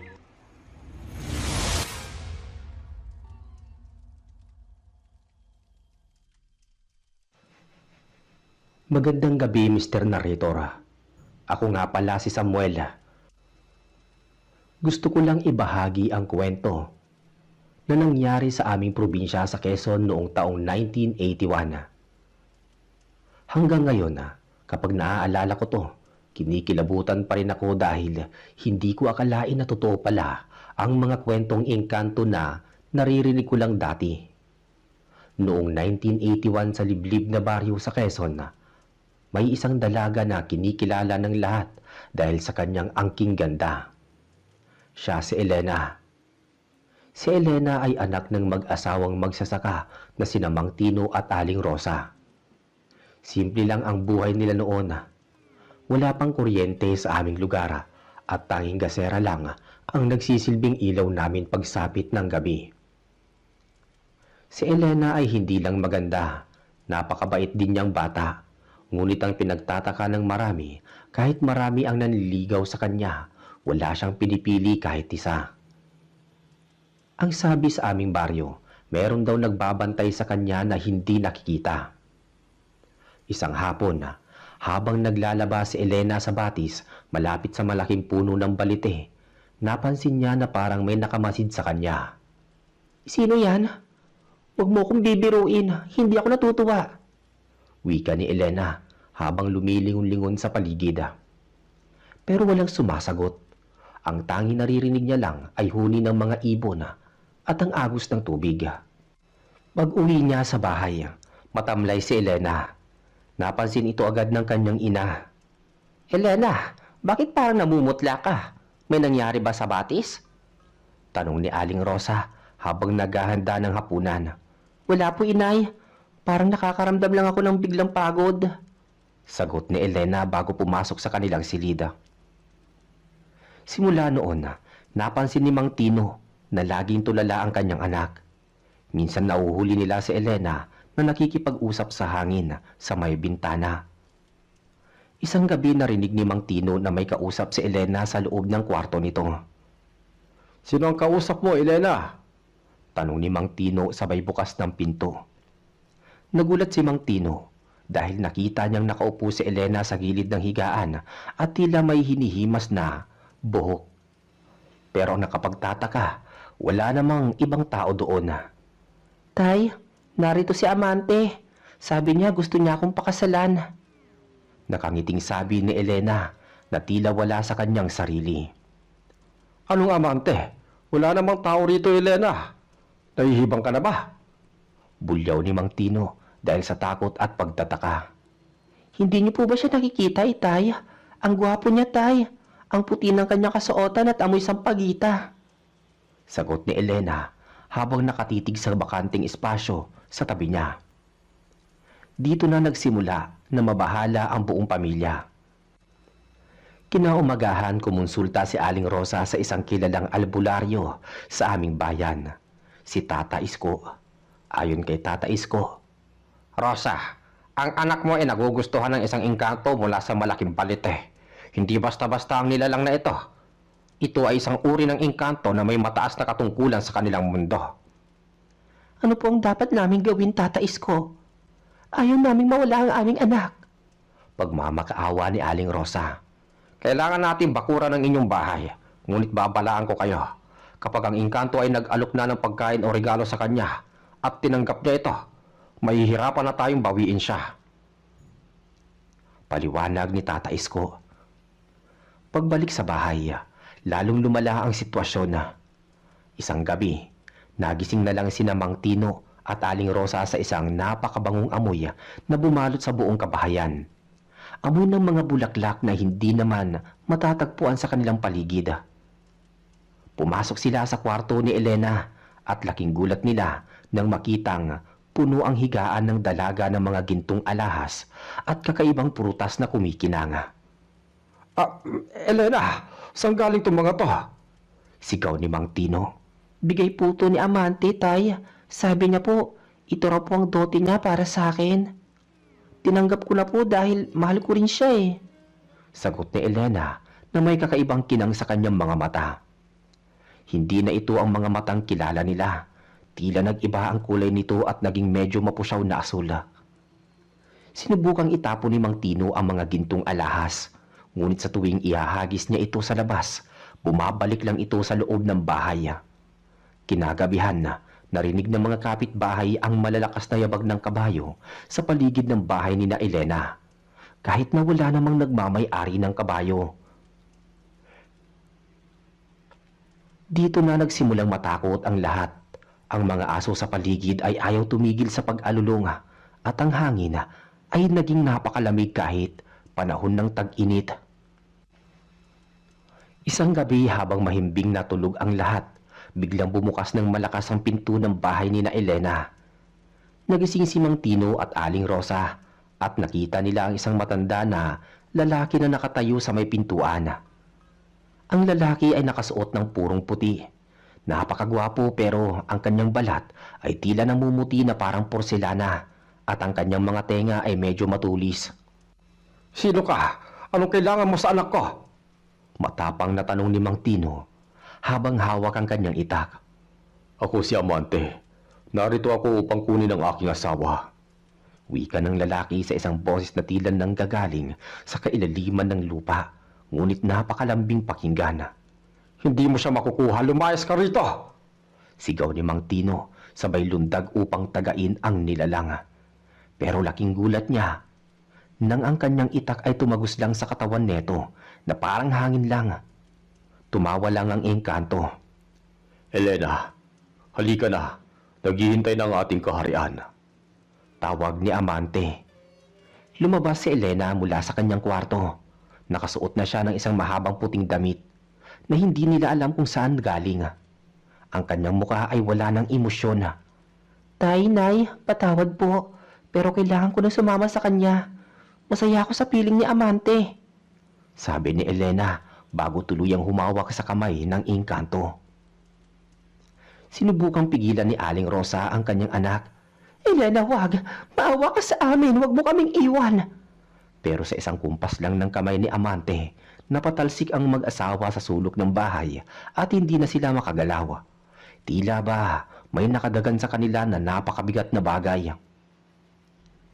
Pinanood nila na habang naglalakad ang dalawa palabas ng bahay, ang mga bakas ng paa ni Elena sa lupa ay unti-unting nawawala at ang paligid ay napuno ng puting hamog.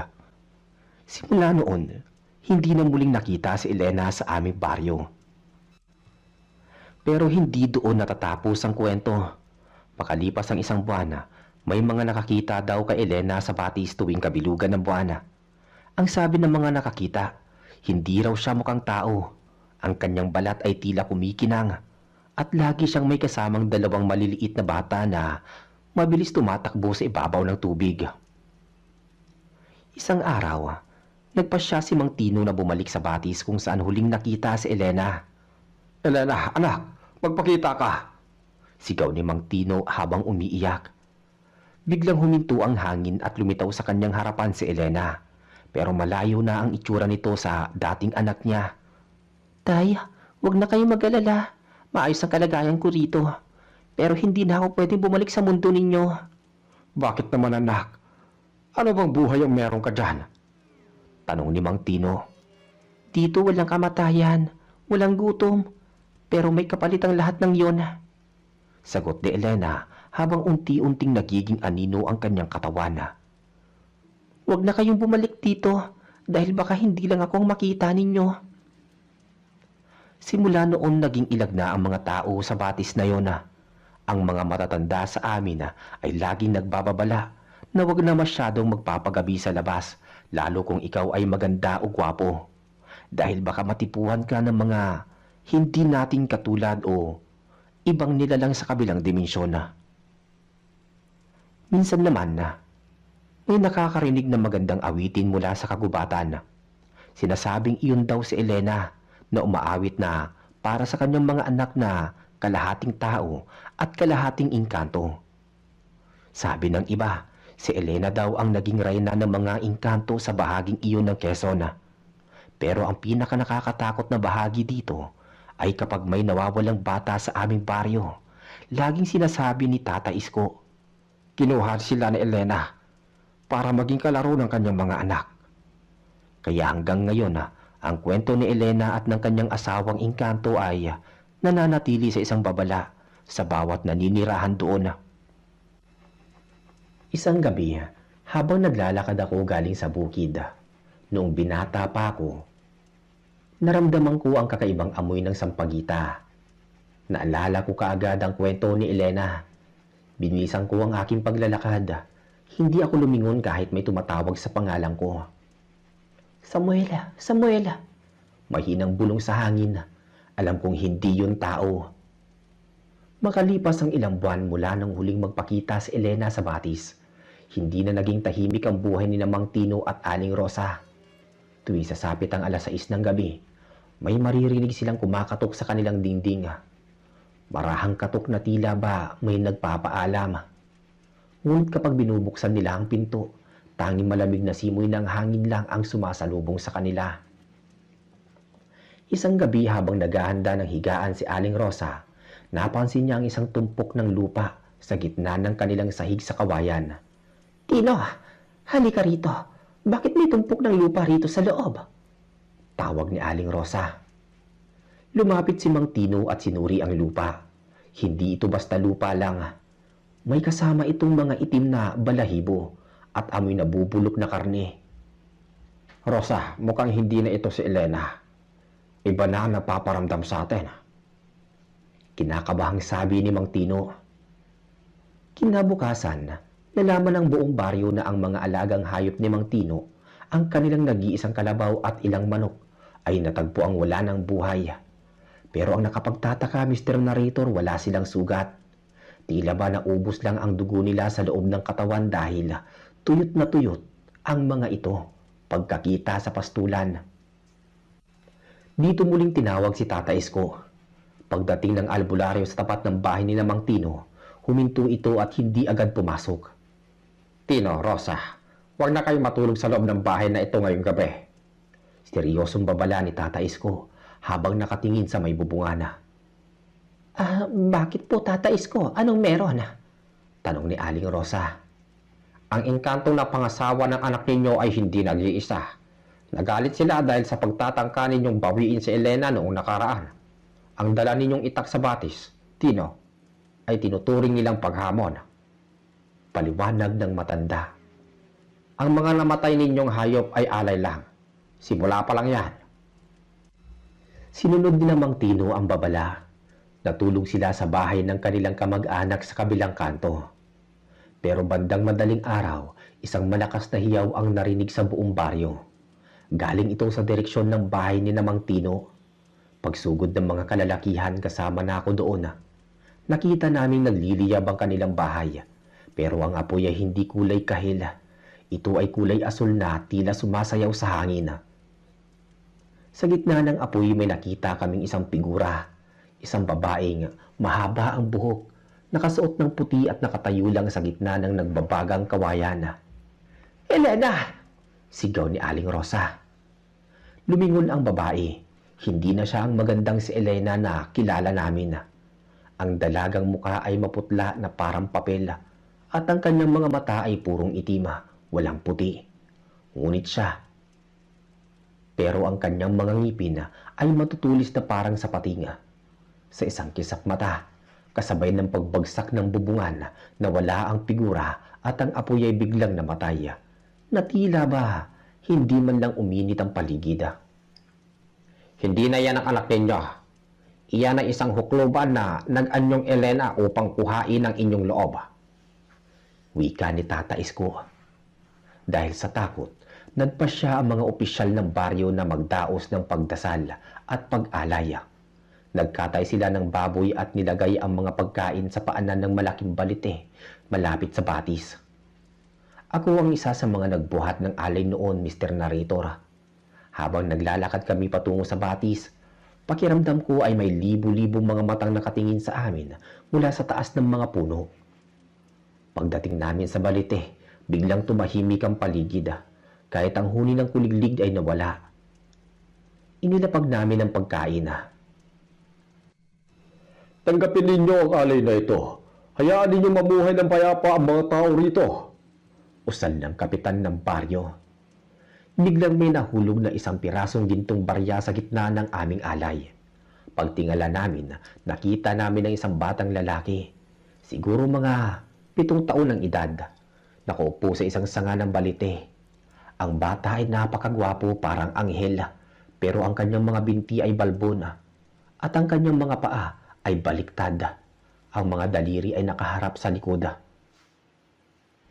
Sabi ni Ina, hindi niya kailangan ng pagkain ninyo. Ang gusto niya ay ang kanyang ama. Sabi ng bata sa isang boses na parang matanda. Lahat kami ay napatras. Si Mang Tino ay napaluhod sa takot. Ano kailangan niyo sa akin? Tanong ni Mang Tino. Kailangan ka ni Ina para maging bantay sa pintuan ng aming kaharian. Masyado na siyang malungkot. Sagot ng bata bago ito tumalon pataas at biglang naglaho sa loob ng makapal na dahon ng balite.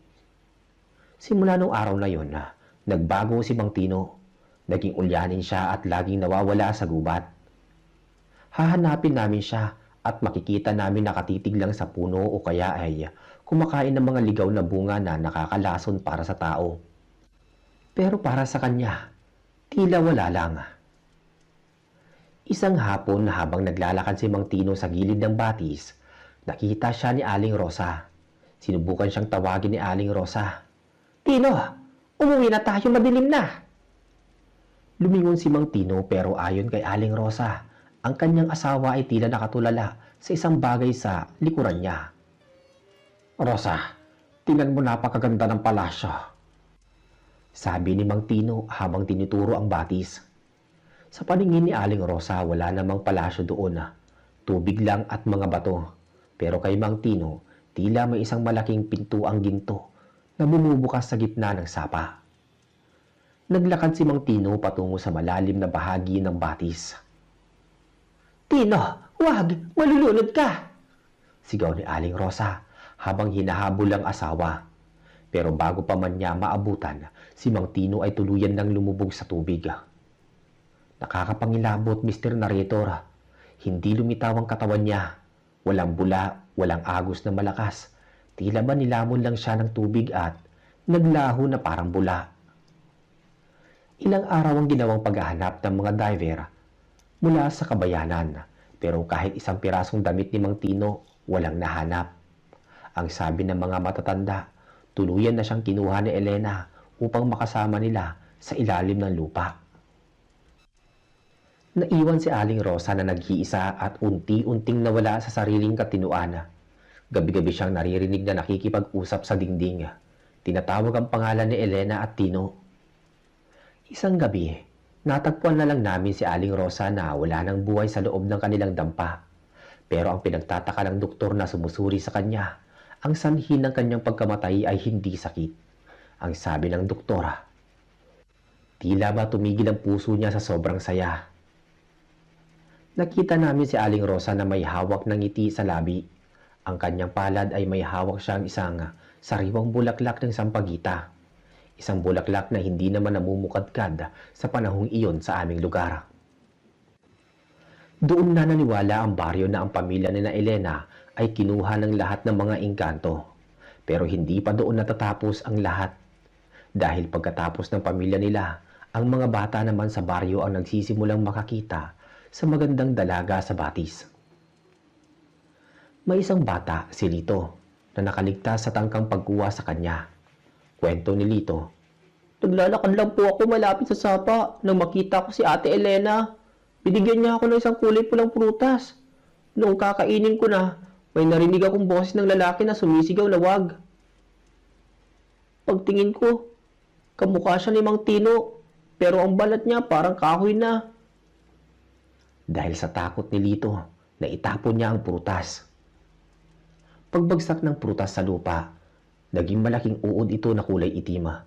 Kumaripas ng takbo si Lito at hindi na muling bumalik doon. Dahil sa takot na baka maubos ang mga bata sa aming baryo, nagpatawag ng pulong ang kapitana. Hindi na biro ang nagaganap. Ang bawat magulang ay hindi na pinapalabas ang kanyang mga anak kapag sumapit na ang alas 5 ng hapon. Pero ang mga engkanto, Mr. Narrator, tila lalong naging agresibo dahil nakuha na nila ang buong pamilya nila Elena. Hindi na natin kailangan ng punong yan. Kailangan na yan sunugin dahil yan ang labusan nila. Sigaw ng isang kanayon namin na si Mang Karding. Sinubukan silang pigilan ni Tata Isko. Karding, wag. Ang baliting yan ay hindi lang puno. Iyan ay isang pintuan. Kapag sinira nyo ang pintuan, nang hindi sila nagpapaalam, sa loob ng mga bahay nyo sila lalabas. Babala ng matanda, pero dahil sa buso ng galit at takot, hindi sila nakinig. Bitbit ang mga sulo, mga itak at galong-galong gas. Sumugod ang mga kalalakihan sa batis. Kasama ako noon, Mr. Narrator, pero nasa likuran lang ako dahil may kaba sa dibdib ko. Pagdating namin sa balite, ang paligid ay napakatahimik. Ang tubig sa batis na dating malinaw, ngayon ay kulay itim na at parang langi sa sobrang lapot. Buhusan nyo ng gas! Habang binubuhusan nila ang malaking ugat ng puno, biglang umihip ang isang napakalakas na hangin. Ang mga sulo na dala namin ay sabay-sabay na namatay. Sa gitna ng kadiliman, narinig namin ang isang hagik-gik. Hindi ito tawa. Para itong tunog ng nabali na kawayan na may kasamang huni ng tukok. Sino yan? Sigaw ni Mang Karding habang ginagamit ang kanyang lighter. Nang muling magliyab ang apoy ng sulo, halos malaglag ang puso namin sa nakita namin sa bawat sanga ng malaking balite. May mga nakasabit na parang balot o kukul na gawa sa puting sapot. At sa loob ng mga sapot na yon, naaaninag namin ang mga muka ng mga nawalang hayop. At ang masama pa, nakita namin ang pamilyar na barong ni Mang Tino na nakalawit sa isang mga sanga doon. Umalis na tayo rito! Bumalik na tayo! Sigaw ni Karding, pero huli na. Isang malaking anino ang bumaba mula sa itaas ng puno. Hindi ito si Amante at lalong hindi ito si Elena. Ito ay may taas na halos 10 talampakan, maitim ang balat na parang sunog na kahoy, at ang mga mata ay nagliliyab na parang baga. Ito ang tagabantay ng puno, ang tinatawag naming bungisngis, o minsan ay kapre ng balite, pero mas masama ang aura nito. Sa isang iglap hinablot ng nilalang si Mang Karding. Wala kami nagawa kundi ang magpulasan. Ang mga sigaw ni Mang Karding ay umalingaw-ngaw sa buong kagubatan hanggang sa bigla itong tumigil at napalitan ng tunog ng parang may dinudurog na buto. Kumaripas kami ng takbo pabalik sa baryo. Hindi namin nilingon ang aming mga kasama. Pagdating namin sa sentro, hingal na hingal kami at halos hindi makapagsalita. Pero ang masamang balita, Mr. Narrator, hindi doon natapos ang gabi. Nang gabi ding iyon, lahat ng bahay na may kasamang sumama sa batis ay nabulabog.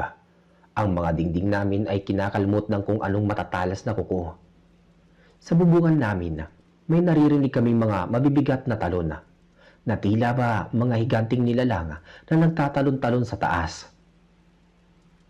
Samuel, huwag kang lalabas, magdasal tayo, sabi ng aking ina habang yakap-yakap ang aming kruspiho.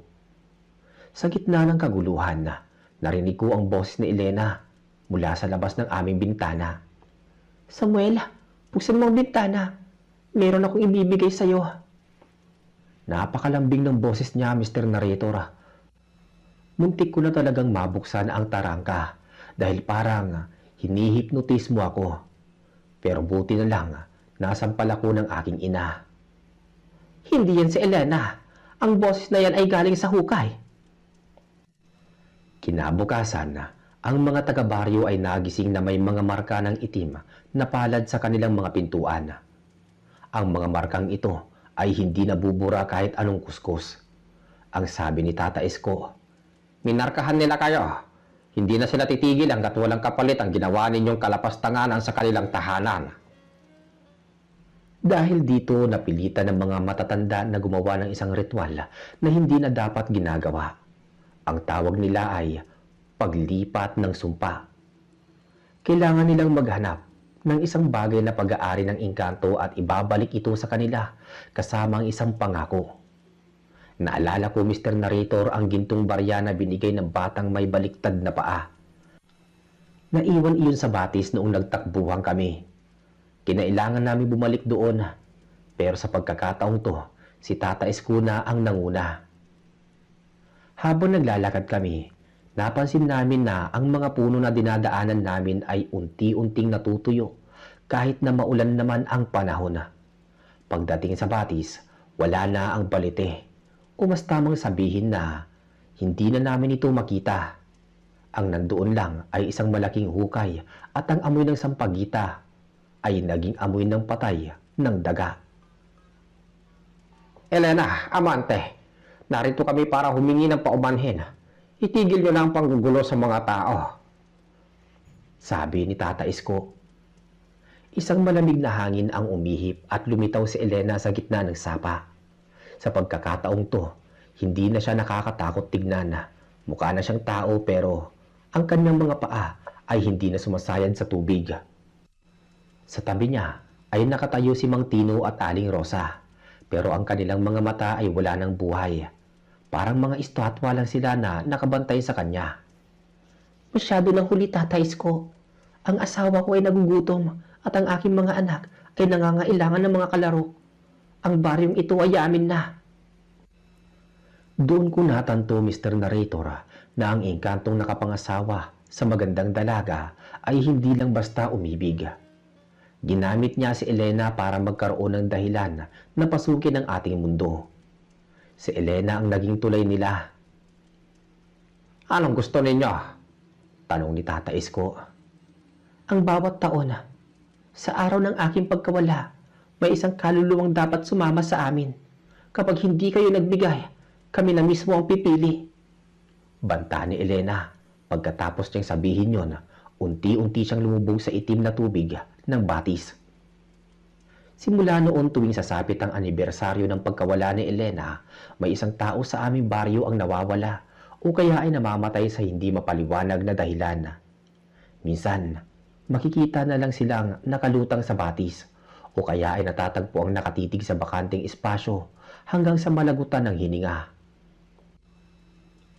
Noong taong iyon may isang mag-asawang bagong lipat sa aming baryo. Galing sila sa Maynila at nagtayo sila ng isang maliit na tindahan malapit sa elementarya. Ang pinagtataka ng lahat, Mr. Narrator, ay ang kanilang kaisa-isang anak na si Lian.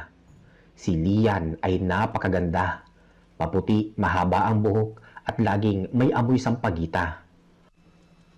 Ngunit ang kakaiba sa kanya, kahit tanghaling tapat, ay napakalamig ng kanyang balat at hinding-hindi siya nakikitang kumakain sa kantina ng paaralan. Isang araw, ang guro na si Miss Clara ay napansin na si Lian ay lagi nakatitig sa bakanting upuan sa kanyang tabi. Lian, bakit lagi kang nakatingin dyan? May kausap ka ba? Ngumiti lang si Lian, isang ngiti na hindi mo malaman kung nananakot o natutuwa. Narito po si Ate Elena, ma'am. Sabi po niya, gusto niya raw po kayo makilala dahil ang ganda raw ng inyong buhok. Sagot ng bata. Nabitawan ni Miss Clara ang tiyok. Alam ng lahat ang kwento ni Elena, pero 5 taon na ang nakalipas mula nang mawala ito. Paanong makikilala ng isang batang bagong lipat ang isang tao nga matagal nang wala? Kinahapunan, habang nagliligpit si Miss Clara ng mga gamit, naramdaman niyang biglang bubigat ang hangin sa loob ng silid-aralan. Lumingon siya at nakita niya si Lian na nakatayo sa may pintuan, kasama ang isang babaeng nakasuot ng puting damit. Ang babae ay nakatalikod, pero ang buhok neto ay abot hanggang sa higa. Lian, sino ang kasama mo? Bawal lang bisita sa loob. Sabi ni Miss Clara kahit nanginginig ang kanyang tuhod. Dahan-dahang lumingon ang babae. Mr. Narrator, hindi raw makalimutan ni Miss Clara ang nakita niya. Ang mukha ng babae ay mukha nga ni Elena. Pero ang kalahati ng kanyang mukha ay tila nabubulok na kahoy na may mga gumagapang na uod na kulay ginto. Salamat sa paghahalaga sa aking anak. Bulong ng babae bago sila sabay na naglaho sa isang kisap mata. Kinabukasan, hindi na pumasok si Miss Clara. Natagpuan siya sa kanyang bahay na nagsusuklay ng kanyang buhok. Pero ang buhok niya ay unti-unting nalalagas at napapalitan ng mga dahon ng balite. Doon na namin naintindihan na si Lian na isa sa mga anak ni Elena na ipinadala sa aming baryo. Dahil sa takot, nilayuan ng mga taga-baryo ang pamilya ni Lian. Pero hindi mo sila mapapaalis dahil legal silang nakatira doon. Isang gabi naisipan ng ilang kalalakihan na sunugin ang tindahan ng pamilya ni Lian para tuluyan na silang lumayas. Dala muli ang mga sulo. Pinalibutan nila ang bahay. Lumabas kayo dyan! Mga kampo ng kadiliman! Sigaw ng mga lalaki. Biglang bumukas ang pinto. Lumabas ang ama ni Lian pero hindi na ito ang lalaking kilala namin.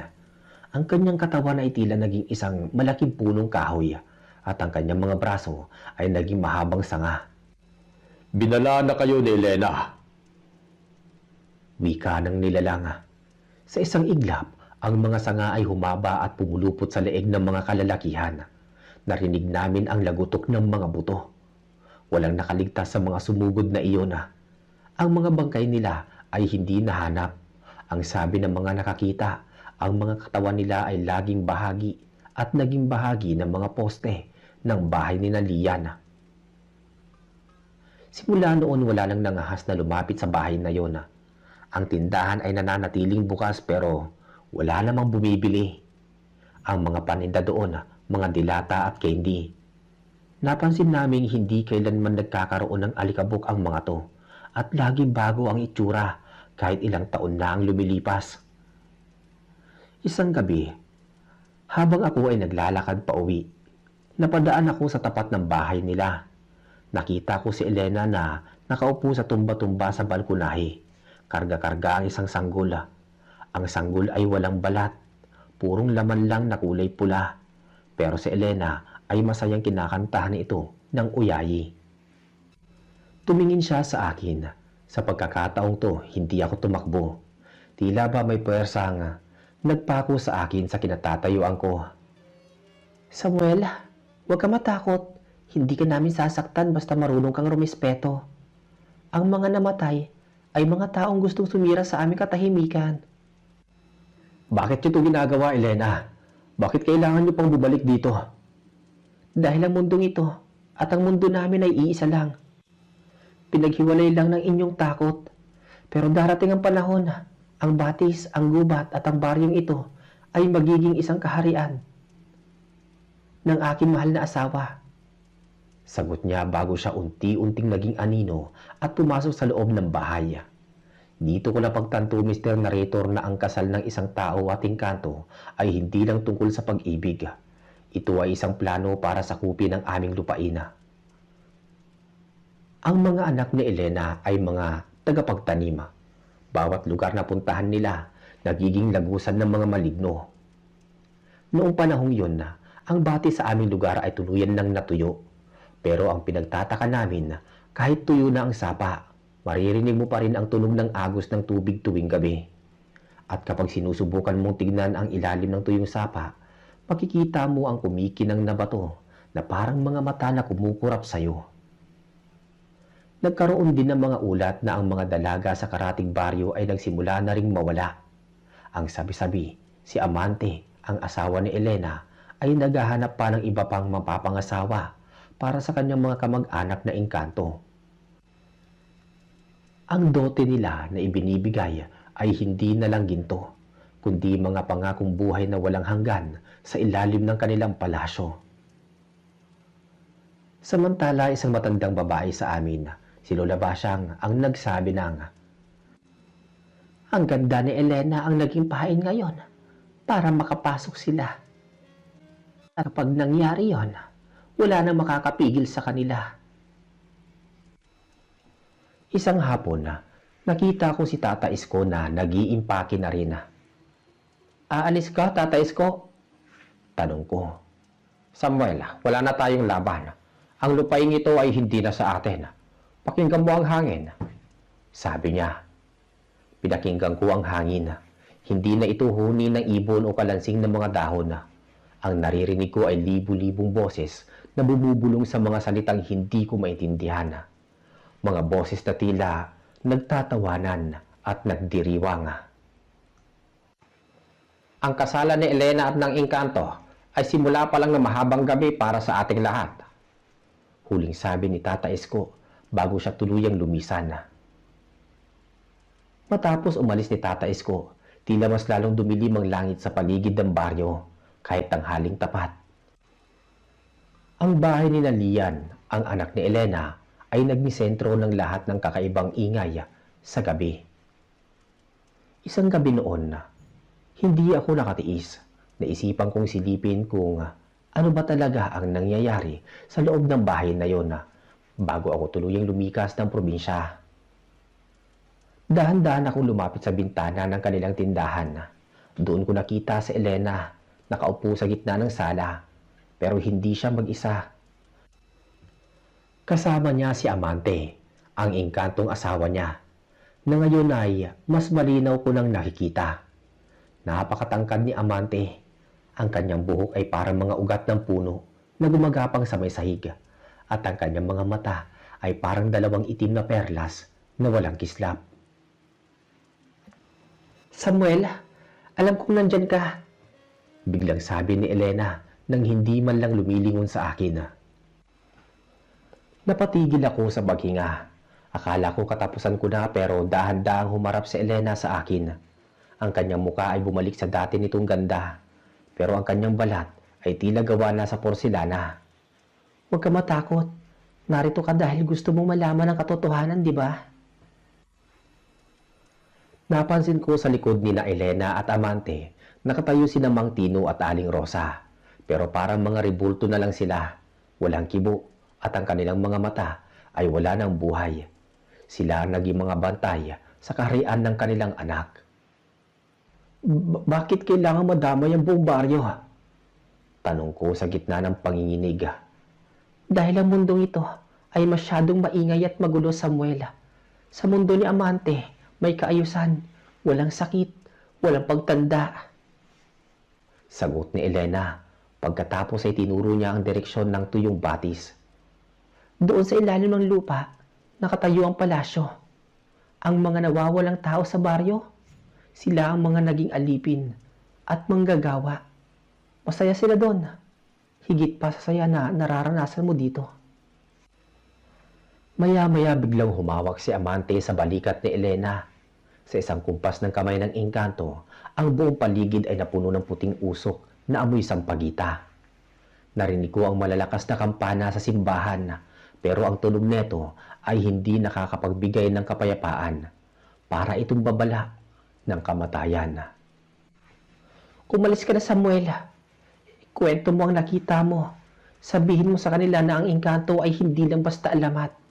Kami ay nandito na, namumuhay sa tabi ninyo. Naghihintay lang na susunod na magandang dalaga, nabibihagi ng puso. Huling sabi ni Elena bago tuluyang maglaho ang kanilang bahay sa harap ng aking mga mata. Kinabukasan wala nang natira sa bahay ni Lian, kundi isang bakanting lote na tinubuan agad ng dambuhalang punong balite sa loob ng isang gabi. Ang mga taga-baryo na nakatira ay parang mga robot na naglalakad, walang maalala sa mga nagaganap. Ako na lang ang tanging nakakaalam ng buong katotohanan. Nilisan ko ang probinsya noon. Habang lulan ako ng bus papuntang Maynila, lumingon ako sa huling pagkakataon. Nakita ko ang isang babaeng nakaputing damit sa gilid ng kalsada. May bitbit na bata, kumakaway siya sa akin. Alam kong si Elena yun. Hanggang ngayon, Mr. Narrator, kapag nakakakita ako ng magagandang dalaga na tila masyadong perpekto ang ganda, o kaya ay nakakaamoy ako ng sangpagita sa gitna ng gabi, kahit walang tanim nito sa paligid, bumabalik ang kaba sa dibdib ko. Dahil alam ko, hindi sila namamatay. Naghihintay lang sila ng panahon para muling kumuha ng susunod na pamilyang isasama nila sa kanilang madilim at misteryosong kaharian. Ito ang kwento ng engkantong nakapangasawa ng magandang dalaga sa aming probinsya.